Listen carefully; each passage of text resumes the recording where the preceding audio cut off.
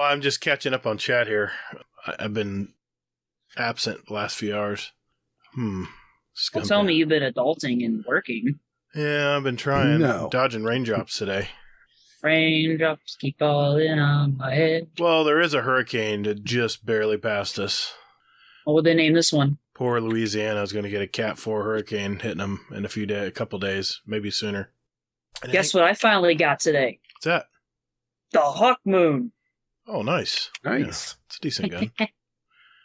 Just finally got on and did that. Just not a hand cannon guy. I mean, that's the one gun I do like because it has a good sight on it. Yeah.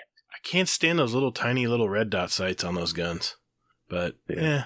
I was cracking up, man, watching you play Gambit. You spent more time in your damn menu than you did doing anything with the game. Well, in fairness, I'm going through my... In fairness. I'm going through my bounties to make sure I get my bounties done. And at the same time... Jesus. At the same time, I'm trying to get my third gilded for my dredging. At the same time... I'm checking on all that at the same time. And at the same time... Wins are part of that, right? Oh, I know. If you spend all your time in your menu... I've got 12 of 50. 12 of 50 wins, so... You got to play a ton of Gambit to get those 50 wins really quick. Because, I mean, let's face it, that's the only thing that really holds you back. It's easy to survive a round and win it. That's easy to do. Yeah, I don't know. I've only played 5 games of Gambit. And I've already got like 3 of those done, like the bottom 3. Yeah. Oh, did that freaking finally complete? I'd be so happy. So I'm thinking about actually going for that. Because, I mean, this season's kind of long, so I should have plenty of time. We'll talk about that because I'm a little worried. What are you worried about? I'll talk about it on the show. Let's keep it fresh. I want you. Why is this mission 53? We're gonna give Mojafo a lot of we're gonna give him a lot of sound bites this week. Okay, sounds good. I love that he does that. He records it. That is fantastic. I wish I would have thought of it. I'm just pissed off I didn't think of it first. It's a great thing to do. He ought to release those every week on his YouTube channel. Yes. Yeah, that would be great. I'll be a sub. Guardian down.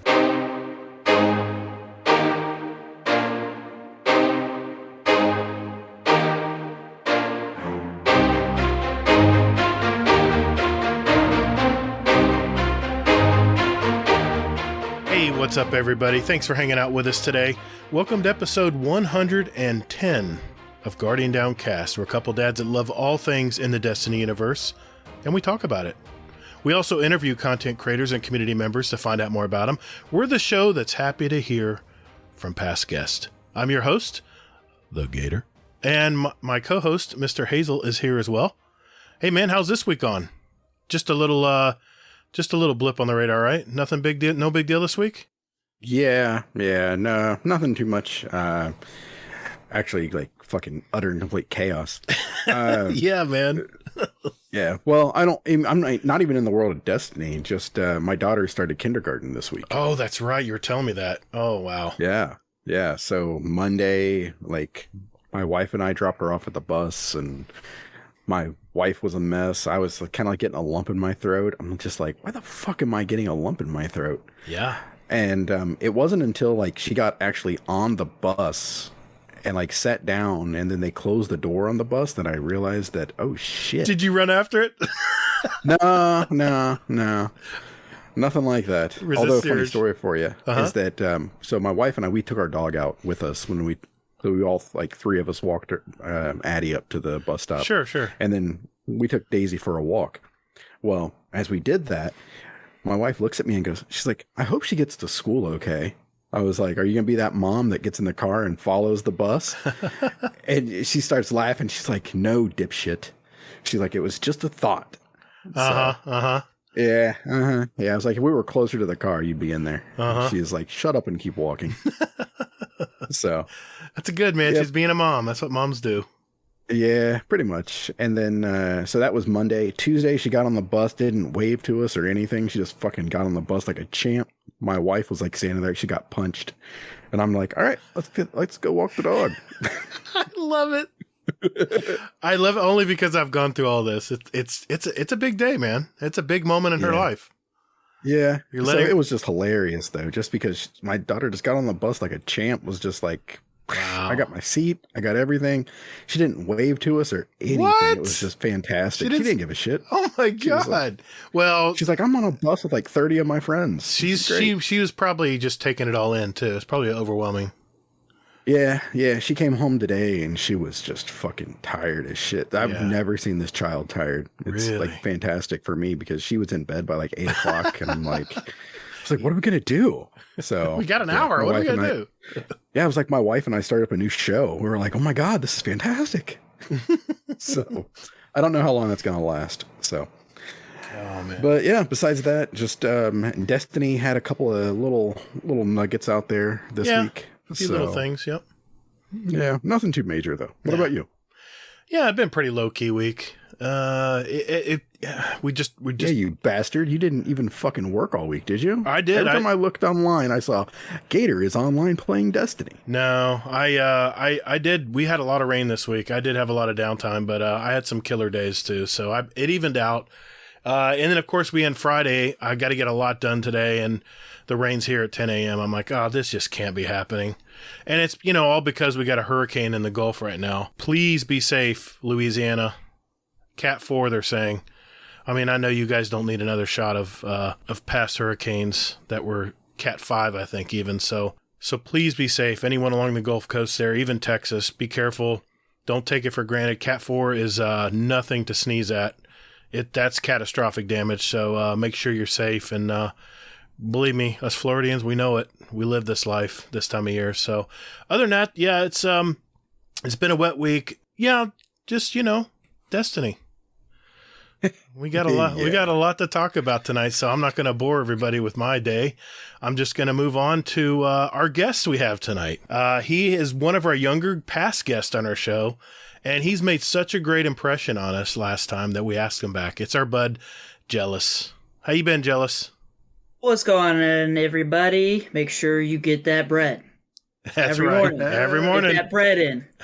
That's right. Every morning. He started it up again, folks. Every morning he has that greeting. So, good deal. I'm glad. I missed that. Yeah. Yes. I'm glad, back with it. I'm glad you're on, man. I'm glad you're on. I've been looking forward to this, just seeing how life's going and all that. And speaking of which, just to preview what we're going to cover tonight, first, we're going to catch up and see what's been going on with Jealous. I think he's had a big career move lately.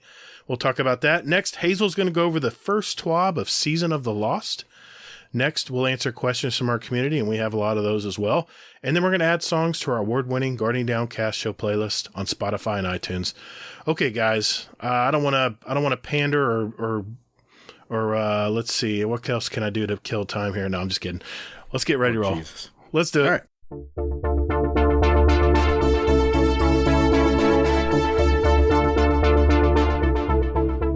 Hey, thanks for listening to Guardian Downcast. You can find us on Twitter at Guardian_D_cast.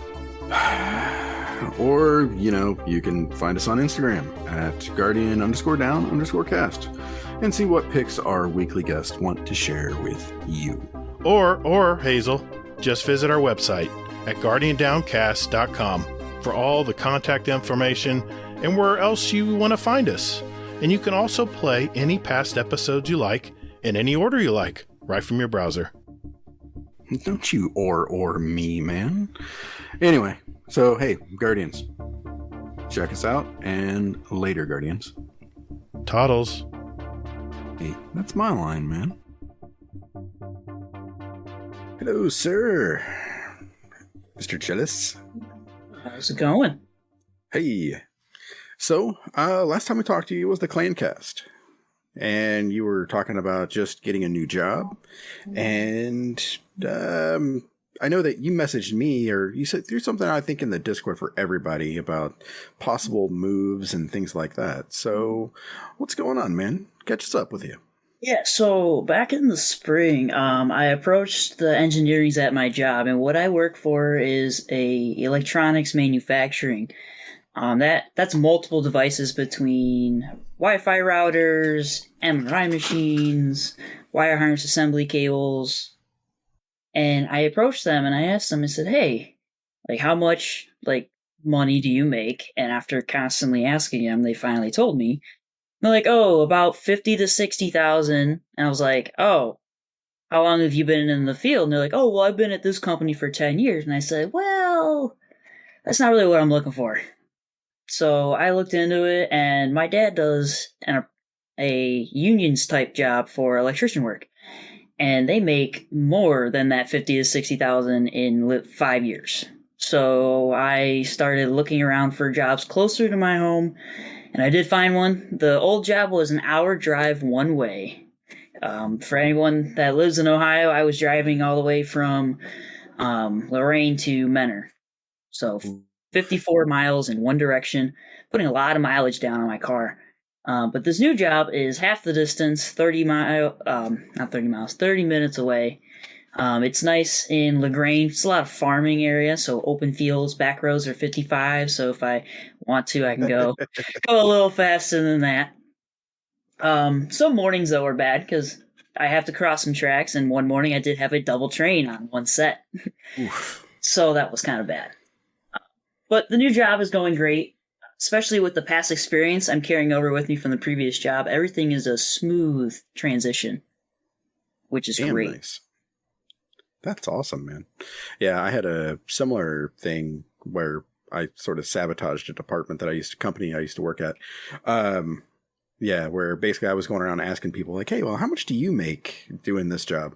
And it was a traffic department where basically they like monitored like traffic routes and moving of like merchandise and things along those lines. So they were like, oh, well, I make around 30, 35. One person's like 42 and they've been there for like 20 years. Yeah. And I was like, okay, well, I'm looking for a new job. And I found this job making 50 to 60. And all three of the women in the department applied for it. And they all three got hired on at this new company, and they left that department dry. Oh, wow. And I'm like, well, hey, fuck you. You should have been paying them more. Right. And I had a nice conversation with my boss at the old job. I was putting in my 2 weeks. I was like, hey, so, I'm going to be backing out, and he's like, oh, well, let's go to a meeting real quick. And within the first 45 seconds, I already knew what his whole plan was. His plan was to get me to set up a procedure for the next guy coming in. What would make this better? Like, hey, if we did this instead of that, would this be better off for that person? And then at the end, they would ask me, all right, if we do this, will you stay? So I caught on to that real quick. So I got paid now for 45 minutes to just sit in a meeting, sit back, and I was just bullshitting the whole time. All fair games, all seriousness. And sure enough, at the end, he's like, well, will this get you to stay? And I'm like, no emotion, dead face. I was like, nope. So he asked me what kind of, price-wise was this new job paying me. And with the electrician, they're going to be paying about, after the 5 years, $37 to $42 an hour. And he cut me off in that sentence after I said 42. He's like, oh, 37 to 42,000 a year. I'm like, no, $42 an hour, 80,000 a year. And he's like, oh, like, yeah. So if you wanna match that, be my guest. And I was like, plus all these other benefits of, the pension, the medical. I'm like, all that side. When I say 80,000, that's 80,000 in my pocket. That's not going into everything else. Because some jobs like, hey, we pay 75,000. Well, then you look at their packages and it's taking from that 75,000. So you might only see 50 of them. Yeah. Yeah. Did he ask if they're hiring too? No, but he was like, hey, doors always open. We had a path laid out for you. Like, if you want to do this, what would be along the lines? I'm like, you're not going to get me to stay. Like, 21 years old, I'm hitting the point in my life where I need to start looking at self-sustaining jobs. If I want to get into a relationship, I want to be set up myself. So if that falls out, I'm good to go. Because let's say you move into somebody and, it doesn't work out and you got to split and then I'm left with the house or whatever. Well, if I was already paying for that in full on my own, when that person jumps ships, I'm not taking any damage from it. That's just one of the things that, my dad has passed on to me for, how to live my life kind of thing. So I'm just opening my mind since I'm still young. Everybody in the Discord at my jobs are like, oh, you're so young. You got all this and this. And I'm like, yeah, I understand. Like, I'm setting myself up now because I'm learning from everybody else's mistakes. You know, they're like, hey, start your 401, start this. I'm like, I was just going to say that. Get that 403B set up. So, before I get all that, because I'm job bouncy kind of, I'm only going to be at this new job for 6 months, start the union in the spring. But what I do have going on right now is with my own money, I'm taking a portion from my paychecks and putting that into like a savings side.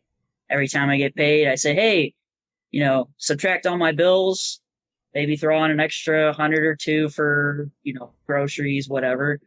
And then the rest of that just goes right into that account. So then whenever it comes to it, you know, I go, oh crap, I have all this extra money that's just been accumulated. So it's like my own personal 401. Just there's no benefits from it, you know, because it's just my own money. When we first got married, we had a couple $1,000s each that her grandmother, I think, gave us when she passed. And we could have gone and blown it, put it down on a car, anything. I mean, there's always plenty of things to buy these days. But we threw it in just a basic income producing IRA. It's a stock option IRA. Index funds, you know, mutual funds, excuse me.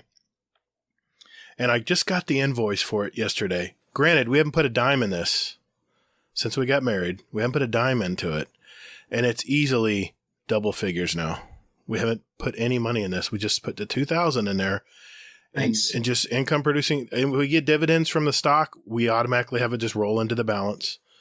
And it's all tax free. And it isn't a Roth. It's just a basic standard IRA. So we'll have to we'll have to pay taxes when we draw it out. But I'm telling you, the best advice I can give all the young people out there, you don't want to have to be sweating retirement when you're 50 something years old. You don't want to be sweating how when I'm 75, like my dad, how am I gonna make it day to day? Am I gonna have to work the rest of my life? And you don't want it to come to that. So just put money aside, and the best thing I can tell you to do, put aside just a little bit. And as the younger you are, the less you have to put in there. Yeah, back in high school, my one teacher was saying, hey guys, you know, you're 16, 17 years old. He's like, if you put away like $50 a month starting right now, he's like, ran the numbers. He's like, by the time you're retirement age, he's like, you'll have all this extra money just sitting there waiting for you. I told my daughter, I said, you want to be a millionaire at, 40, 45, 50 years old? Just put $50 a week into an account. That's all you got to do. Well, let's face it, you need at least $1 million to successfully retire these days. That's just not even. You're going to need more than that, I think. Well, you will. Depends where you live. Florida's very cheap, but I don't plan on retiring in Florida. I want to retire somewhere a little north of Florida. Wow, come on up. Hell, Florida may be underwater by then. Who knows? But according to Lana, I'm going to be dead soon anyway. So I have to keep rubbing that in every time. One thing that helped me out was with the current car I have. Mm-hmm. I had some money set up for me. Growing up, my grandmother would always give us the grandkids like $100. Well, 50 of it went into a CD. Nice. So then that was for whatever we wanted down the road. And when I went to get this new car, pulled it out, I had accumulated about $4,000. And that's just from the constant, the income going into it. And then I don't know what the other term is. But anyways, when I went into the dealership and I said, hey, I'm getting this car, blah, blah, blah. I'm like, all right, cool. And they were like setting me up with all these rates. I said, whoa. Like, we'll put it down. I got some money to put down here. I'm like, oh, we talking like a couple hundred? I'm like, no, I got $4,000 to put down. They were like, excuse me? A kid your age has $4,000. Mm-hmm. I'm like, yeah, family helped me out early on and showing me how saving your money works. And it blew them away because, I was 19 at the time when I was going in for the car, and they're like, 19-year-old has $4,000? What the heck? He's spoiled, blah, blah, blah. I know this may sound anti-American, but car payments really do steal your wealth. You want to try to hang on to a car for 10 years. Oh, yeah. Pay it off in 5 and own it for 5. And those 5 years that you don't have a car payment, be throwing that car payment into the bank for the other 5 years. Mm-hmm. And you can either use that money to put down on the next car or just go repeat the process again with whatever amount you usually put down.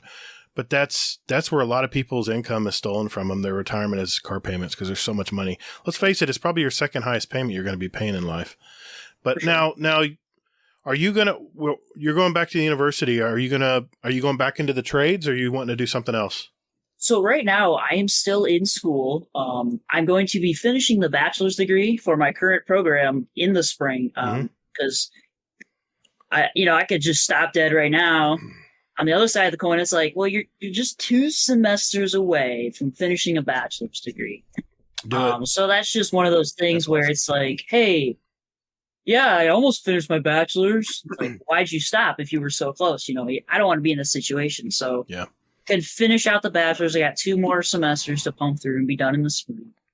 And then on the electrical side of things, I'm learning a lot of that stuff from this degree already. So I can, be a nice refresher when I'm going into the union trade. Because you got to do like night classes and stuff twice a week or something like that. Yeah, a lot of training, a lot of certifications you'll need to get. Yep, DC and AC theory and all that. So yeah, when this will be really helpful. Yeah, when you get in the trades, it's all about certifications and continuing education. That's what I have to deal with all the time. But well worth it though. Yeah. Well, hey, Jealous, you been watching anything lately? Anything on the TVs or movies? Let's hear it, man. So sadly, Hazel, I gotta let you down, man. I haven't been able to watch season 3 because I do not have the subscription service anymore. Very sad. No worries, man. Other side of things, Gatr, this is unrelated to you. I'm sorry. Been watching the anime for all those anime fans out there. I'm currently in the middle of Naruto. Let's see. Naruto, is that a new rock band? No. Yeah, it's from Prague. I'm surprised you don't know them. You see how I said that with a straight face? Yeah, right? I couldn't believe it. Movies, though. I did go watch the Free Guy. What'd you with my think? buddy. I went Thursday night, so it was movie theaters only, so it wasn't on the streaming thing. Right. Man, how much do you think they got to pay Disney for that one scene? You know what scene I'm talking about? At the end, when there was the major fight scene, busted out the shield. So then we had Avengers. Yeah. We had the Avengers song with the shield. I couldn't believe that when I saw it. Chris Roger cameo. Yeah. Then he whipped out the lightsaber, did Star Wars music. How much do you think they paid right there for that 30-second scene, man? That's what I was thinking when I saw it. I was like, wait a minute. This isn't a Marvel movie. Disney isn't producing this. Right. What the hell? Isn't it? Who made it? Isn't it Fox? Is Disney on? I thought Sony Disney owned Fox. Sony doesn't own it anymore? Fuck no. Oh, Sony sold out. They never did. Oh, I'm thinking of Columbia. Disney. Thinking of Columbia. Yeah, TriStar. Yeah. I can't keep up, man. These studios get scooped up all the time. Billions and billions of dollars later. What else? So you like Free Guy? What else did you watch? Did you watch any other movies? I have one that I watched this week. I'm curious if you watched watched the Forever Purge what was it, last month, 2 months, month and a half ago or something like that. I saw the first one. What do you think about this one? This one, I mean, the Purge is just like such a generic, concepts. You can do a lot of different stuff with the Purge. Sure. You can make so many different storylines. Like this one, what if people don't stop? Yeah. Then you have people, how the movie ended with them. I don't want to spoil it in case anybody is diehard about that stuff. Let's see. A couple months before that, I watched the new Conjuring movie. Oh, you're talking Hazel's language now. Yeah. I watched that one. That was good. It wasn't as good as the other two, the other like 6, but the only scene that scared me, believe it or not, was the waterbed scene. That was the only thing I even jumped. I don't know why. That was the only freaking scene. Yeah, that was terrible. Yeah. See. Then back at the beginning of the summer, watched the Jigsaw. That Jigsaw movie with no thanks. Yeah, what was his name? Torture. Are you talking about Spiral? Oh, you're talking about Spiral. The one by Chris Rock? Yeah, Chris Rock. Chris Rock is in it, which was so weird for me That is. to see him play a straight, Yeah. Non-comedic role. exactly. Of all the movies to start your non-comedic role. Yeah. I mean, I'm I a thought the serious movie actor, good. Mom. Yeah, in a horror movie, a torture movie. Oh, let's see. What else did I watch? I've been actually watching a lot of movies. And I watched The Suicide Squad. Yep. What'd you think? I thought it was pretty good. My buddy, without spoiling, he was like, "Hey, try and keep a death count. Let me know how much you get." He's like, "I bet you'll lose track in 5 minutes." I think he's right. Yeah, right. Disney Plus side of things, watch the Bad Batch. I want to see that still. It's still on my list, even though it's animated. Phenomenal. But that's animated. I still have to finish out the Clone Wars.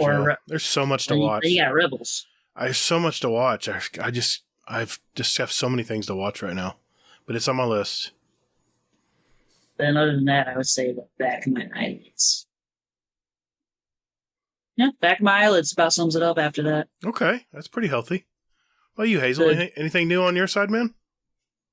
I completely forgot that I was been like watching this show at work. It's Wayne. You can roll your eyes all you want here. Watching this show at work. What a contradiction. Where's your boss? But yeah, it's a movie or it's a TV show called Wayne, and Okay. it was on YouTube, and it's about this kid that basically had a kind of a rough childhood growing up. His mom left, and his dad has cancer, and his dad actually dies. And before he dies, he says, "Hey, I was going to leave you my car in my will," and it was like a Trans Am, and it was like all pimped out and stuff like this and everything. And but he's like, but it got like, your mom took it when she left me, and that, and he's like, okay, well, you know what? I'm going to go get that car. So it's all about him and his journey down to Florida to get this car. And the kid does have some like issues with violence. Mm-hmm. So he's kind of like a Robin Hood kind of character. So he wants to protect the weak and stuff like that. So it was definitely fun. It was violent. It starts off in like a Boston suburb, so everybody talks like Chris 3711. So every time I watch the show, I just like thought of him, and I was like, oh, or Maddie. So yeah, or Maddie too. Yeah. So I watched that. That was really good. It was only one season. It could get a second season. I looked into it today, but who knows. And then I started watching a movie. It's Vacation Friends. It's like with Lil Rel and Lil Rel's in it? What platform? It's on Hulu. Hulu, gotcha. And John Cena, and it's basically Lil Rel and his girlfriend at the time. Yeah, exactly. That looks good, man. That sounds like a good story. Just those two guys together.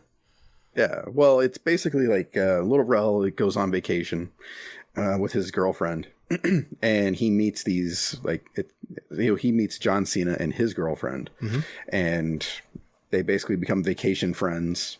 So it's like, you go on vacation, you meet people, you hang out with them, stuff like that. And then the vacation ends and you pretty much go your separate ways. Right. Well, this is a story about, what happens if you don't? Okay. So yeah, it's pretty fun. It's got some good humor to it and that. So, and then, my wife and I, we started a new show. We started a show called Manifest. Oh, I've heard of this. What do you think of that? I'm dabbling. I'm thinking about watching it. Oh man, the first episode was really good. It hooked my wife like right away. Really? And then I got like strong like vibes of Lost. Yep. This was like an NBC series that got bought out by Netflix, right?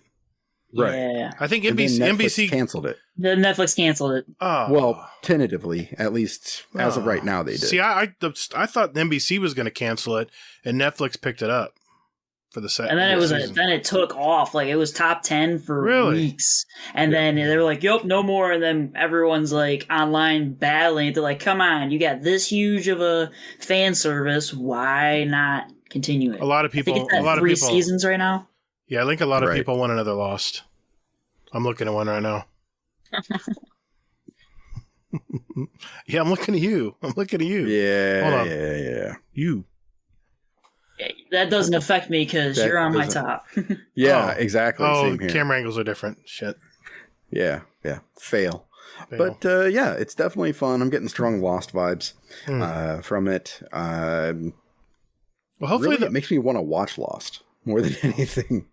So yeah, it's got like a lot of mystery to it. Like, ooh, what's going on? And it's pretty well done. So the point where you're like, okay, you know what? I'm going to check this out. I'm going to, it bought a week. It bought 2 weeks, things like that. So we've watched 2 episodes and it's pretty good. Oh yeah. Shit. Jealous. Thanks for mentioning that. I forgot.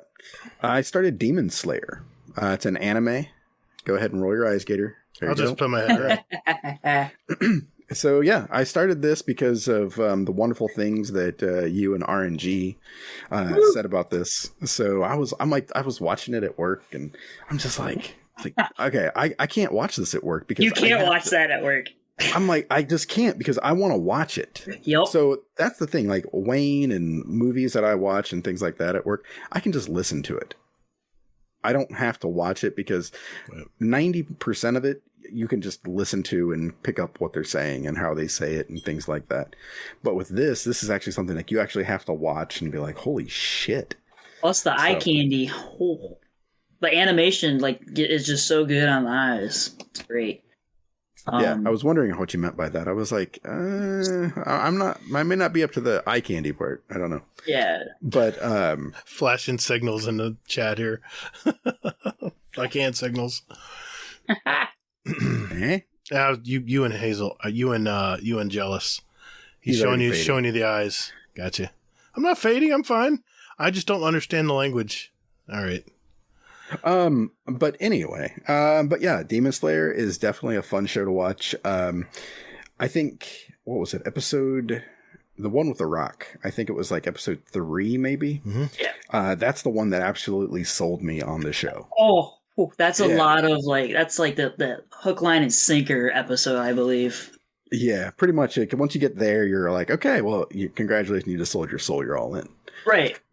So, at the end, like the last episode of the season, the last 5 minutes is like the first 5 minutes of the movie. Yeah. So when you get to that point, if you want to watch it, I have it available. If you're interested, we could have like a movie night when you get to that point, and we could stream it in the Discord. Oh yeah, we need to do that. I know Fudd's been doing that forever. We need to do something like that. Mm-hmm. Little party. I'd be down for that. Yeah, I would be. That sounds good. I like that idea. Yeah, listeners out there, if you watch Demon Slayer or you're interested in watching it, go ahead and pick it up. Just message us. Just leave it in the movies and music channel and all that. Hey, Gatr, what do you think about separating out music and then movies and TV? I'm all for it. I thought about doing that a long time ago, and we have so many channels in our Discord that people were saying, "Woo, you got a lot of channels." I'm like, well, we got a lot we're talking about. I mean, we cover everything. So yeah. Yep. And it's funny you say that about having a lot of channels, because I added a lore channel. I saw that today, and yeah, it kind of took off. Yeah, I it did did not expect it. Just a bit. Oh my god! I came home. I had 100 and something messages when I got home. I was like, oh no. Yeah, I had to start turning my notifications off while I was at work because it just kept blowing up. I was like, ugh. Yeah, and it wasn't all like at Gators either. So that was thank goodness. I bet that made him feel even better. But yeah. So definitely check that out. I mean, because I'm dabbling in lore. I think somebody called me like the son of Mylan and Bife, and I'm like, no. It's a compliment. I'm like, that's Raven. That's Des Raven right there. Yeah, it is. Not I me. agree. I was like, that man has forgotten more about lore than I'll ever know. Yeah. Yeah, Des is really into it. So, yeah. Yep. And Laz of is course like a savant when it comes to it. And funny you should say that. Laz will be on a future episode soon, so stay tuned. Ooh. We will talk some lore. We better. Oh, of course. So, Yeah. So, all right. And then that's pretty much everything for me. Gatr? Well, I kind of talked about my usual summer stuff that I watch, and I won't bore everybody with that, but I do have 3 new things that I did watch this week. Nice. 2 of them are on Apple TV, and one's a movie. I'll start with the movie. My wife and I went and saw Candyman last night. Ooh. I know. I've been excited for that one. I can't believe you saw this. I know. I can't. I was on the fence, and I said, well, it's Jordan Peele. You know, screenplay is by Jordan Peele and someone else named Nia DaCosta, which incidentally she did direct it as well. Right. And it was really well done. It's rated R. Don't bring the kiddies. It had an 86% critic score on Rotten Tomatoes. So I was like, it didn't have an audience score yet because it was the first night. But I gotta say, it was really well done. Yeah, I definitely got the Jordan Peele vibe. You know, his movies usually have some kind of theme to them. And this movie is about an urban myth. It's kind of a ghost story of Chicago's Cabrini Green neighborhood. I think Chubby Wizard will know where I'm talking about there. It's a direct sequel to the first movie. Did you watch the first movie? Wait a minute. The first movie? What's the first movie? Before my time. Wait a minute. Before I was even born. What? There was a first movie? Back in the 80s. Yeah. I didn't see that one. Oh, man. Really? That traumatized me as a kid. Oh, the ending was fantastic. I mean, words to live by. I mean, the words, you'll never forget the words so-and-so utters at the end. I won't spoil it, but no spoilers, but it is a mild horror. It's more suspense. You know, it's Jordan Peele's. It's his kind of movies, which is the reason I was hoping it was kind of going to lean in toward that. Now, I will tell you this. There is some hack and slash, pretty bloody stuff in there. So if you're not into the, you know, cut open and stuff, you know, the usual horror stuff, it's the jump scares and the paranormal stuff that I can't watch. I can't watch that stuff. So this was not like that. This was mainly a hack and slash. There was a little paranormal stuff, but nothing that's going to make you not put your feet out over the bed at night. But like Paranormal Activity did for me. I'm still damaged by that movie. Yeah. Will you be standing in front of your mirror saying no? Nah. Let me No. fix my facts. Don't. So, Candyman 1 came out 90s, 92, 95, 99. I'm sorry. It's okay. Don't let it happen again. Yeah, just don't say that 5 times in front of a mirror, okay? Don't say that word. Anyway, I give it a solid B. Give it a solid B in the Gatr score. I definitely want to go see it. If you can handle some mild gore and, you know, typical lore, it's worth going to see. For anybody that doesn't know, I mean, Candyman was basically like what the hack and slash you're talking about is, I mean, he basically has a hook for a hand. Yes. And he will like basically get you, gut you from your, is that the stem to gullet? I think he said that was the last Candyman's. That Candyman series is about the same thing. Yeah. I did not know that. I'm just now realizing that. Yeah, there's a 1, 2, and 3. This was just Jordan Peele's take on it. Okay. Well, this is a direct sequel to the first one. Okay. So, okay. Yeah. It was really good though. Really good. There's a few scenes that'll freak you out. I'll just let you figure it out. And if you want to see it, can't wait. It's very good. It's very good. You're going to like it. You're going to like it. If you like Conjuring, you're going to like this. So, Apple TV had my attention this week, and I set my parents up with it too. And my parents and digital is not a good mix. But I got my dad started on Morning Show. And now he's like, how do I get to the next episode? I'm like, it's right there below the thing, Dad. I don't see it. Nope. And I'm like, keep looking. Oh, there it is. Okay, I'll let you go. Bye. That's kind of the stuff I get. That's a good endorsement right there. Yeah, yeah. And I mean, my dad's 75, so if he's liking it, you guys definitely will. But I'm watching a new series. It's brand new. It's written and acted by Joseph Gordon-Levitt called Mr. Corman. It's about an elementary school teacher who's kind of dealing with, I wouldn't say a midlife crisis, but you know, that crisis you go through when you're trying to find meaning on what you're going to do in life. It's a little dark, and I will just tell you this. I just got into it, so I'll maybe expound on it, you know, once the series is over and see if it's something worth seeing, but it's a little out there. This last episode I watched, even got animated. There were some animated scenes in it that kind of overlap into real life. And let's just say it's a little out there, but it is dark. I'll just warn you. But I kind of like real gritty life stuff like that sometimes. And of course, I got my wife caught up on Ted Lasso, and we're watching the second season of that. So I gotta tell you, the story's been kind of slow starting in this second season. But I was looking on Twitter, and the writers were like, chill out. We got to build up the story. Just give it time. You'll like it in the end. So we'll leave it at that. I did want to make a couple announcements for those who watch Apple TV. Morning Show, the second season is coming out on September 17th. And there's a new sci-fi series. I just watching the trailers has my attention. It's called Foundation. It's based on the Isaac Asimov novels. The Chronicles. I saw a trailer for this. Looks very good. I was just like, holy shit. You may see some faces from some other sci-fi shows in this movie series. And it comes September 24th. So you might want to at least get Apple TV in the next few months just to watch those shows. But other than that, that's the only thing new I have to share. I mean, I have my usual summer shows, America's Got Talent, The Hustler. I'm actually getting caught up on, the 99th? What's it called? The cop show. Brooklyn Nine-Nine? Brooklyn Nine-Nine. My wife loves that show, and I have a Peacock, so I decided to just go ahead and start watching it from season 1. And it's a funny show. It's a good show. Nice. But that's it for me. Anything else entertainment-wise you want to bring up? Jealous? Anything else going on you want to talk about? I started a book series, The Wheel of Time. Oh. Yeah? Yeah. What's a book? Oh, God. Okay, Boomer. No, I just see the video. It's a newspaper, man. It's like a newspaper. Okay. Newspaper? Does that sound familiar? I don't do newspapers either. I've always been a digital kid. Well, this is an audio book. For digital, too? Yeah, so last spring I finished up The Dark Tower, so then I started up The Wheel of Time. Okay. All right. Nice. That's cool. Yeah, you have to let us know how that is, because I do want to read those, but those books are just so fucking massive. So I got them in audio books. Really? That's still massive. When do you find time to listen to them? Like when you're driving, or? No, when I'm at work.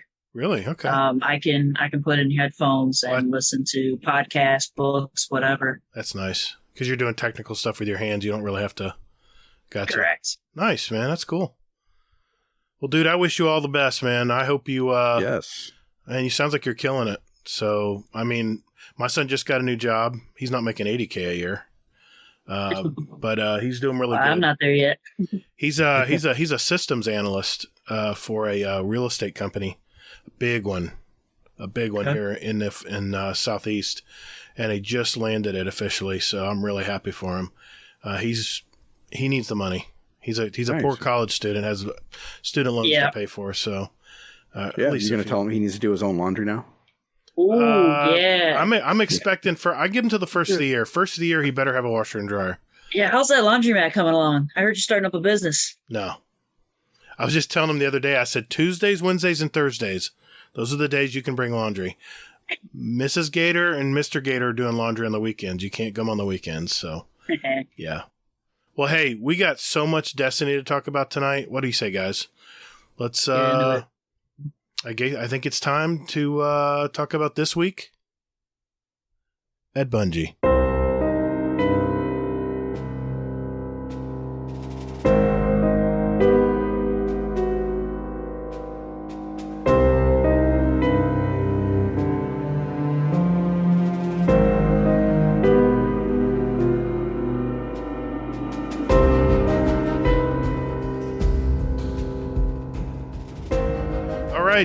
This week at Bungie. Hazel, what's going on this week, man? Just a few things? I think just like one or two little things. So this week at Bungie, they start with this. This week at Bungie, where do we even begin? That's a good way of starting. Yeah, pretty much. So Tuesday, around 12 o'clock Eastern, 9 o'clock Pacific, Bungie released a Witch Queen announcement video, reveal basically for what you can expect from, well, not everything you can expect, but just a majority of what you can expect from this. So, so we're going to get into some of it now. There's going to be some light spoilers for everything that we know. Just be aware of that. Just one other thing that I do have to call out right now is that this reveal, drumroll please, brought Easy back into the fold. Really? I saw him downloading the game the other day. He looks at how big the file is and starts laughing. Yeah, he messaged the one day. That's the short one too. Yeah, it is that's the short one. Smaller file. It is. It's only 80 gigs. So yes, if you're looking for an endorsement into this game, it's this reveal basically. So with it, just some highlights for it. Pretty much, Witch Queen stuff is going to be, you're going to go against the Lucent Brood, which is basically, it's Savathun. She empowered the Hive with the light. So, well, yeah. I'll tell you what, though, in that video, when they were looking in the fog and you hear all the subclasses go off, I just literally, like, my knees went weak and I was like, It's like, cool, they'll get revived. No, they actually have elemental powers now. Right. I have thoughts on this, but I'll wait till Laz comes and we'll talk about this further. But there's a lot of speculation around this. Yeah, exactly. So yes, so with it, there's that. They released a gameplay reveal. And in this, okay, so there's two moments during this whole reveal that made me squeal. One of them was basically seeing the supers go off on the Hive, seeing a witch come out with, like Thunder Crash and stuff like that. That just seems fucking insane to me. So there was that. That made me squeal like a girl. And then the second one that made me squeal was when basically during the gameplay reveal, you see this Guardian. He's got the glaive, which is a new weapon that basically it's like a first person melee weapon, like a sword that you can actually shoot as well. But he's got this glaive. He goes around, he kills like this knight. And then you see this Hive ghost and the Guardian grabs it and crushes it in his hand. That's pretty cool. I was like, fucking sold. Right. I wonder if that's part of the finisher. Where they grab the... Well, you have to do that, probably. What I'm thinking is when you kill one of them, that ghost will sit there and have like a 15-second timer on. And I bet you revives them. Right. Yeah. So you got to go over to that ghost and, press interact, and then it'll do that. I agree. Because that's what our ghosts do, is they just sit there. I think so. So it'll probably have a 10, 15-second timer. You walk up and you got to crush it. If not, it'll go, zoop, I'm back. No more killing and walking away. They may end up chasing you behind you. Now, do we think they're going to be yellow bars? Probably. They better be. Oh, yeah. Definitely. Now, I want a whole swarm of red bars of just them. Perfect. Oh, that would be awesome, too. I want to see Thunder Crash Thrall. Oh, my God. I tell you what, the thing that really perked up, got my attention was the fact they showed the Guardians getting owned. Getting smoked by these guys. Well, that's the legendary mode. Well, even then, yeah, that's true. But yeah, so that's something else they're releasing. I wasn't really going to talk about it just because I don't know how many tryhards we have in the Discord.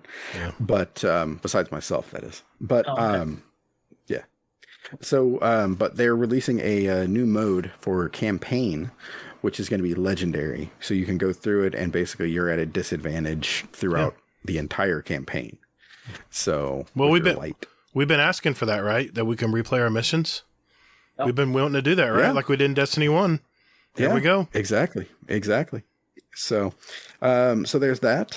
They also talk about something called weapon what do they Weapon call craft. it? Weapon crafting. Yeah. 30 is like just rolling his eyes right now. I already knew what it was called. I just wanted to hear Gatr go like I saw oh. that. I was very excited about that. Probably one of my favorite announcements.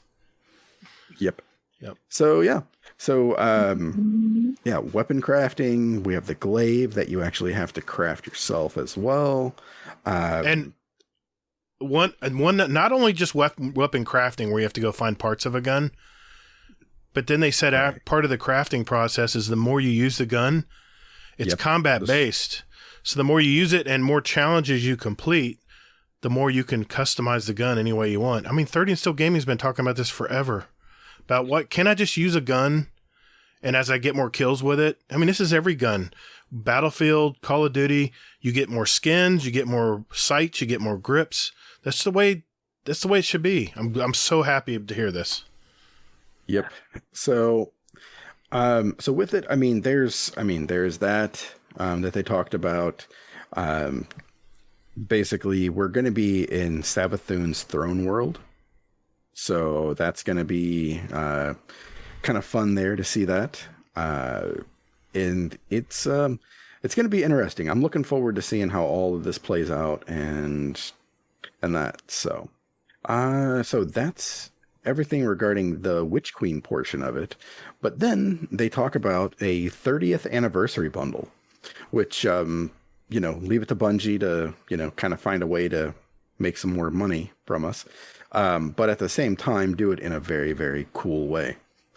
So they have a 30th anniversary bundle, which is going to include a new dungeon.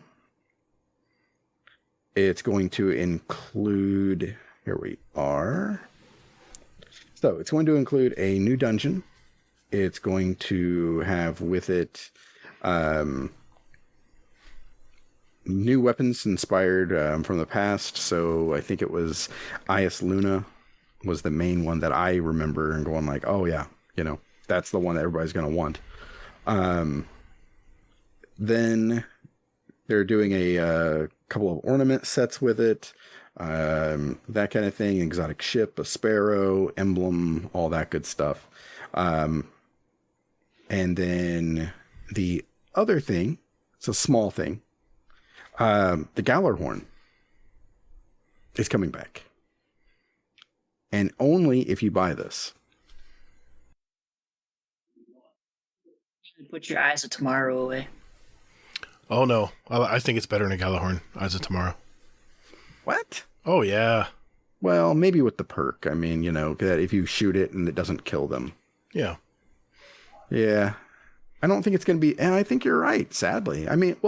If you think about it, we already have, a couple of versions of the Gallarhorn. We kind of do. We have the eyes. We have... what's the... Well... Let's think about it. The Gallarhorn, you have one big blast that hits them, and then you have the little wolf rounds that come off and reattack. Yeah. Well, basically, the Eyes of Tomorrow, you have 5 rockets, and you can individually target 5 separate things. That's what I love about that rocket. You also have the Wardcliff coil, too. Yeah, right. That's true. It's the burst of... you could probably even group in Deathbringer as well. Yeah. So, it looks like, it doesn't sound like it's going to be must have Gallarhorn and stuff like that. So just the nostalgic feel, that's part of this anniversary thing. Yeah, exactly. And then the cool thing about that dungeon that they mentioned is that it's actually going to be in the old loot cave. That's going to be the entrance to it. That's crazy. So, and then they're going to do also some of you're going to see nods to all their past games in there. So, that means Halo as well, y'all. So. Yep. That'd be amazing. I looked at, there was this metal mask that you can get for the Warlock. I was sold. Oh. Does that look good or what? Yeah. It's like a futuristic Michael Myers. I loved it. Yeah. Look good. Can I just ask a question? Yeah. I'm not to be all Hazel about this and shit, but what the fuck is up with that hunter? In the picture for the 30th anniversary? Yeah. Yeah, that hunter looks like he woke up like from like a 3-day bender and just threw on some shit and just fucking showed up like, hey, what's going on? I don't know. He's got spikes coming out of his hood. I don't know how durable that would be, being a hood's fabric, but... No, I don't think we're talking about the same one. I think we're talking about the... I'm talking about the streetwear. I'm sorry. I'm looking at the segment about the 30th anniversary pack. Hold on, let me back up.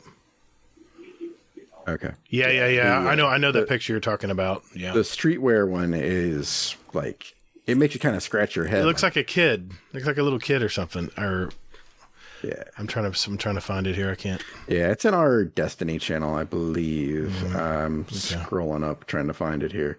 But yeah, it was just really weird. I was just trying to figure it out. I'm like, what the I remember that photo. I remember that picture. I can't remember where I saw it, but yeah. I know what you're talking about though. Yeah. Yeah. Yeah. Very odd stuff. But I'm still looking because I'm trying to find it it's too. one of those things where I'm like, this is just terrible. But anyway, so yeah, so there's all of that stuff. So they did also mention a couple other things during that Witch Queen reveal that we will be getting either a raid or a dungeon every quarter. I like that. So it might be a reprised raid. It might be a dungeon. It might be something, Oh, I want the King's Fall weapons again. I love those weapons. They're one of my favorites of all the raids. Don't start with me. Don't start. I'm just saying. Don't start. You're going to get my heart pumping, but it's not going to be King's Fall that comes back next, unfortunately. Okay. I mean, I hope it is, but I don't think it's going to be that. I think it's going to be the Cursed Wrath of the Machine. Oh, that's even better. That's awesome. Oh, shit. Oh, those weapons I'm thinking are great. they're going to bring back Crota. Those weapons are great. Nah, Oh, Crota, God, nah. They could probably do that. They could probably retool that in a weekend. I think like, here you go. I think, who was it that said, we should have it's like, I think you said this, Hazel, we should have a dungeon and put Crota in it. We can laugh at him and teabag him and stuff. Was that you that said that? No, I don't think so. I think it was when we had Spinful Theory podcast on. I was like, that's hilarious. Yeah, just throw him in a dungeon. Would be cool too. I mean, can you imagine that they made that a dungeon? Oh, that's awesome. That would just be like the ultimate insult to. I mean, probably that team if you think about it. Well, Crota's dead. I mean, it's confirmed he's not coming back. So it didn't stop him from bringing back Vault. That's true. I guess Atheon is back. Atheon. Well, it's considered a legend, so I guess it could be any raid really. If it's part of the Legends tab, you just never know. It's just a revamp. Yeah. Yep. Yeah. I just think there's less work involved with having to retool Wrath of the Machine than King's Fall and stuff like that. Yeah. So, all right. And I want to say that was pretty much most of it. I mean, there was a lot in that reveal, but for the most part, that's pretty much everything that they talked about. The speculation that we're going to be in Chicago was wrong, unfortunately. Yep. But I thought it was Dreaming City when I saw it. Her gown, dragging through the water. I thought it was Dreaming City, but I was wrong. It's a Throne World. Yeah. So, and that's everything regarding that. Besides the collector's edition, which my wife actually gave me the permission to buy. Good luck getting it. What? That fucking surprised the shit out of me. Good luck. Is it not sold out? I'm sure it's sold out. Oh, it's sold out. It's sold out for now. I was watching, I saw on Bungie or on Twitch or Twitter, I'm sorry, that Joe Garoth was actually on Twitch on Thursday. I heard about that. And I watched it. I went back, I pulled it up and watched it. Mm-hmm. And I mean, he basically just said that, that he's really blown away that they already sold out of the collector's edition. It was sold out day one. How much was it? You know how much it was? $250. Oh. But that came with the 30th anniversary edition, which is $100. Well, yeah, so it's $200. Then, it's $150 extra. $150. Statue. Yeah, for basically the ghost, the Hive Ghost, which looks utterly and completely amazing. Gotcha. So, yeah. So there's that. I'm gonna be stalking the interwebs to see if I can. Be just like getting a PS5 all over again. Except I don't need a PS5. Oh, I know you don't, but you will need a collector's edition. I don't need it. I just want it. Yeah, I hear you. So, but the most important thing, I know I usually am, prone to hyperbole, but actually the most important thing is that The Witch Queen comes out on February 22nd, 2022. 222. So, for anybody who'd like to know, from Tuesday, August 24th until February 22nd, that's basically 182 days or 5 months and 29 days. I'm worried. About fucking what? That's a long time, man. This season's going to be 5 months long. I mean, okay, let's just, the 30th anniversary edition comes out when? December? Yeah. Yes. Because through probably Christmas. That's 3 months plus from now. That's a whole season, basically. And then we get the collector's edition. I don't know if that collector's edition is going to hold us until February. I don't know. What are you talking about, collector's edition? The 30th, I mean, the 30th. That's not the collector's edition. I'm sorry, right. The 30th anniversary content. Event. That's coming in December. So basically we have a regular season. Then we have the 30th anniversary edition they're going to be bringing in, which it's probably going to be like an event, a paid event at that. But then 2 more months? I don't know. I'm a little worried, man. I'm a little worried. I mean, dude, it's good timing because what are you worried about? That's what I want to hear. I'm probably not worried for most. For me, I'm not really worried because I'm on Battlefield for 2042 is coming out. And I'll need time to play that. So, I mean, that's a godsend for me. But I don't know, man. I mean, I'm just playing through the first week of this season, and they definitely have time gated a lot of stuff. Yeah, they have. Yeah. One of 56 steps or something. It's like, no, okay. We can get up to 6. Okay, so still, all right. I won't spoil anything. We're probably getting far ahead, I'm sure, but it's. I don't know, man. I think I'm thinking around late October is going to be a lot of people that are getting tired of Bungie and the game. I don't think there's going to be anything left to do. Unless Bungie knows something that we don't. They have, I know they're going to continue with the story. And like last season, it was nice because even if you didn't play but a few hours a week, you could pop in, do the weekly story, see what happens for this week, and then go about your business. Maybe that's all they care about is just we log in every week. Well, I mean, okay, so they could stretch it out a couple of different ways. I mean, one way is they could just do it every other week, just to make it worth something. But I really think that, I mean, they're going to, I mean, basically like, because we have, Festival of the Lost. That's true. And then we have the Dawning, right? That's the Dawning. That's a couple weeks or 3 weeks. Yeah, we've got the Dawning. We've got Festival of the Lost. That'll, get us in there. Maybe. So, we've got 2 events. We've got the 30th. I think they're going to need to step it up. I think they have to step it up. Versus, we did the Solstice, and the Solstice really wasn't much different. There's a lot of friends I know didn't even play it. Like, what is there to get? A shotgun? Pass. Yeah, fusion rifle. I think. No.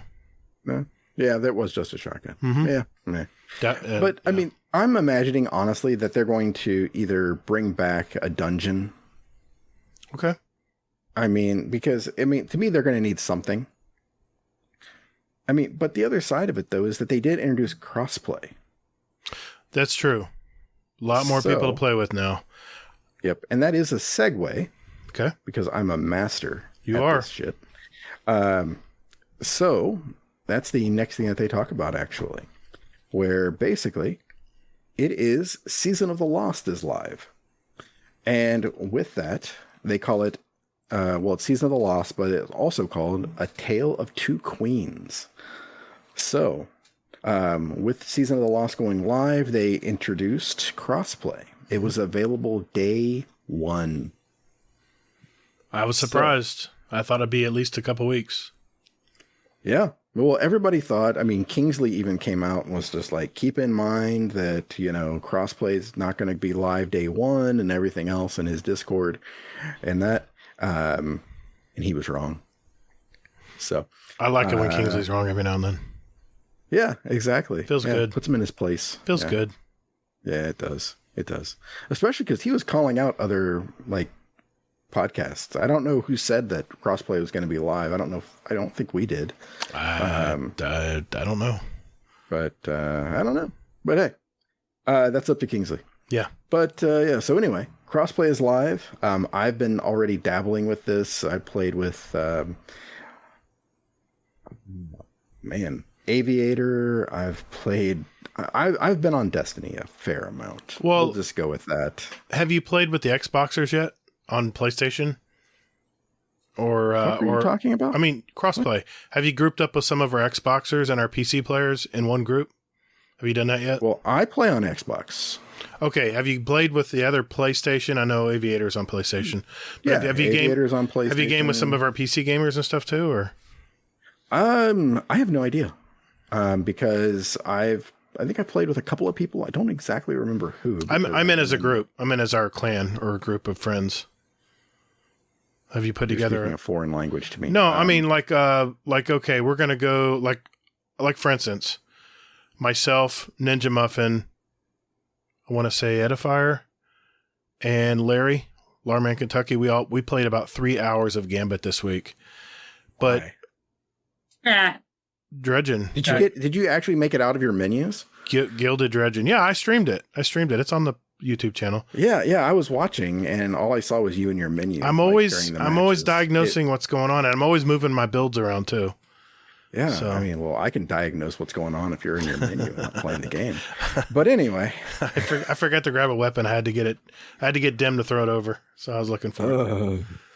God help us. He's just saying, if you logged into Xbox and then you played with like me on PC. Well, what that leads to, Jealous, is my question is how are we communicating since there's no game speak yet? I mean, I played Crucible last night with Warcry and Larry. Yeah, Larry jumped on too. Larman, Kentucky. We played Crucible for a couple hours last night, and we were playing Xboxers and PlayStation. We were in the console group, and I tell you what, it was refreshing to see a lot more players in the pool. We were playing at 1 a.m. in the morning on the east side. On the East Coast, and we were still getting games. We weren't getting Brazil. We weren't getting, I'm no offense to these countries, but we don't live there. We were getting countries that were, in the future, probably UK, probably some European countries already, and that were just waking up for the morning. And it gets tedious because because it's peer-to-peer, I mean, it can cause issues as far as packet loss and some lags and stuff like that. And it just gets real sweaty usually later in the night we play. That 1 o'clock seems to be the sweet, but this week I got to admit it was pretty consistent. But it is also the first week though. What I'm getting to though is how did we communicate? How are we going to communicate? Are we going to use Discord? And if we use Discord, someone was asking me last night about this. Maybe it was Larry. He says, now, can I talk on Discord and still hear the game? And just use my mic to talk in the Discord? I couldn't answer his question. I don't know. Well, It's funny you say that because now, I mean, so Xbox. Okay. In answer to your question, the short answer is, I mean, pretty much you have to use Discord. That's the only way you can really communicate. You can't really do pretty much anything else in regard to listening to the game. For PlayStation, I don't think there is any other way, so I don't think you can listen to it. And PlayStation did partner up with Discord, but it's not going to be ready until next year. It won't be till next year. Right? Yeah, that's not anything like that. Yeah, but I can say for Xbox, they have something called Quarrel, which is basically it's a third party like a client kind of thing, where basically you can go ahead and you can download it to the Xbox, log into Discord, and you can go to Discord and operate it right through the Xbox. Okay. So, I mean, that's what I did is I just downloaded that. Okay. So that way I can still hear everybody. I can get into a Discord. I can hear the game. I can hear everything. And then I'm good from there. Okay. So I don't know how the PlayStation people are going to do it yet, but yeah. Maybe try looking up and see if they have look up Discord in the PlayStation Store and see what it says, because you may have something out there and you just don't know it. Might be. Yeah, I actually had a multi-console group yet I've gamed with. I've just been in the player pool with other console players, but I was just curious if you had dealt with that yet. I did a raid last night, VOG. Was that an LFG? Yes. I didn't recognize LFG. anybody in the group. I was looking at it. I said, Yep. and Larry says, I don't recognize those names. I said, I bet you he's LFGing because he does that every now and then. Yeah. Yeah, I've been like screwing around with LFG a little bit more just because I just want to see the experience. Okay. And because quite frankly, I miss being like the raid guy. Helping people. Yeah, exactly. I figured that. I mean, it just feels good to kind of remember everything and go like, okay, well, now we go here, now we do this, and now we do this. So I've been using like LFG raids to sort of like hone my skill a little bit. Okay. So yeah, it's good. It's been good. It's been good times. I haven't had any issues that like the illustrious things of saying people going like, yeah, you suck, I'm kicking you. Or no, like that's that. not how we do it. Our group does it a different way. I'm like, well, we're doing it this way. You get too many chiefs, and not enough scouts or whatever they said. Whatever that's here. Too many. Oh, you're 50 light levels under? Get out of here. No, it's just the problem with raiding. Someone has to assume the leadership role. They have to make the call outs. They have to assign people to go where they go. If you have 3 different people trying to do that in a raid, it can get very convoluted. But if you're doing an LFG raid, I think it's sort of, to me, it's just manners where it's like, okay, well, this person posted it, so they're going to run the show. Okay. Makes sense. I mean, you just kind of default to them and go like, this is your show, buddy. I'm just going to go here. I'm going to ask a couple questions and see how you do it. I'll be a lieutenant. So, gotcha. Yeah, exactly. So like, I mean, we got the Atheon and the guy's like, hey, so this is what we're going to do. And he just kind of like breezed through it. I was just like, okay, well, just a question. I'm like, do you guys go way in the back? Like, you run through and everything else? He's like, oh yeah, that's a good strat. He's like, we haven't done that before. I was like, how the fuck do you do it? And That's always fussful. How do you do it then? And then they just Yeah. go, well, Yeah, exactly. my dear And- Watson, check this out. You go, huh? You can yeah, learn. and I'm like, Yeah. yeah, well, basically they stood in the middle, and I was like, what the fuck? With all the ads and stuff and all the bosses in the middle? Yeah, exactly. I mean, they had like, How are they going to shoot the oracles? They Basically, it was on 2 people. So it was the relic holder, and that person was going around clearing ads. Wow. That's a lot of extra work. It worked really kind of well for the first run. We did screw up with something else, but then I was like, and he's like, well, what's the other way you talked about? So I was like, oh, well, it's this. We run all the way through. And they were like, oh, okay, well, let's try it. And they were like, oh my God, this is so much easier. Yeah. Think. Oh, who would have thunked it? Yeah. Exactly. I'm like, I was like, I like their way. I mean, it was quick and it was scary, and it kind of like brought back, like kind of woke me up a little bit. Right. You know? Right. Yeah. So, but yeah, there were, when I did that, actually, there were people on PC, Xbox, and I think there was one guy on PlayStation. So there That was is all 3 amazing. in there. So That's good. it was good shit. It was good. And you guys were using the Coral? Well, I was using Coral because I was on Xbox. Okay. But we were all in Discord. So yeah. Did someone just send you a link to join their Discord, or? Yeah, they Okay. did. Gotcha. Yep. So. Okay. Yep. Question asked, question answered.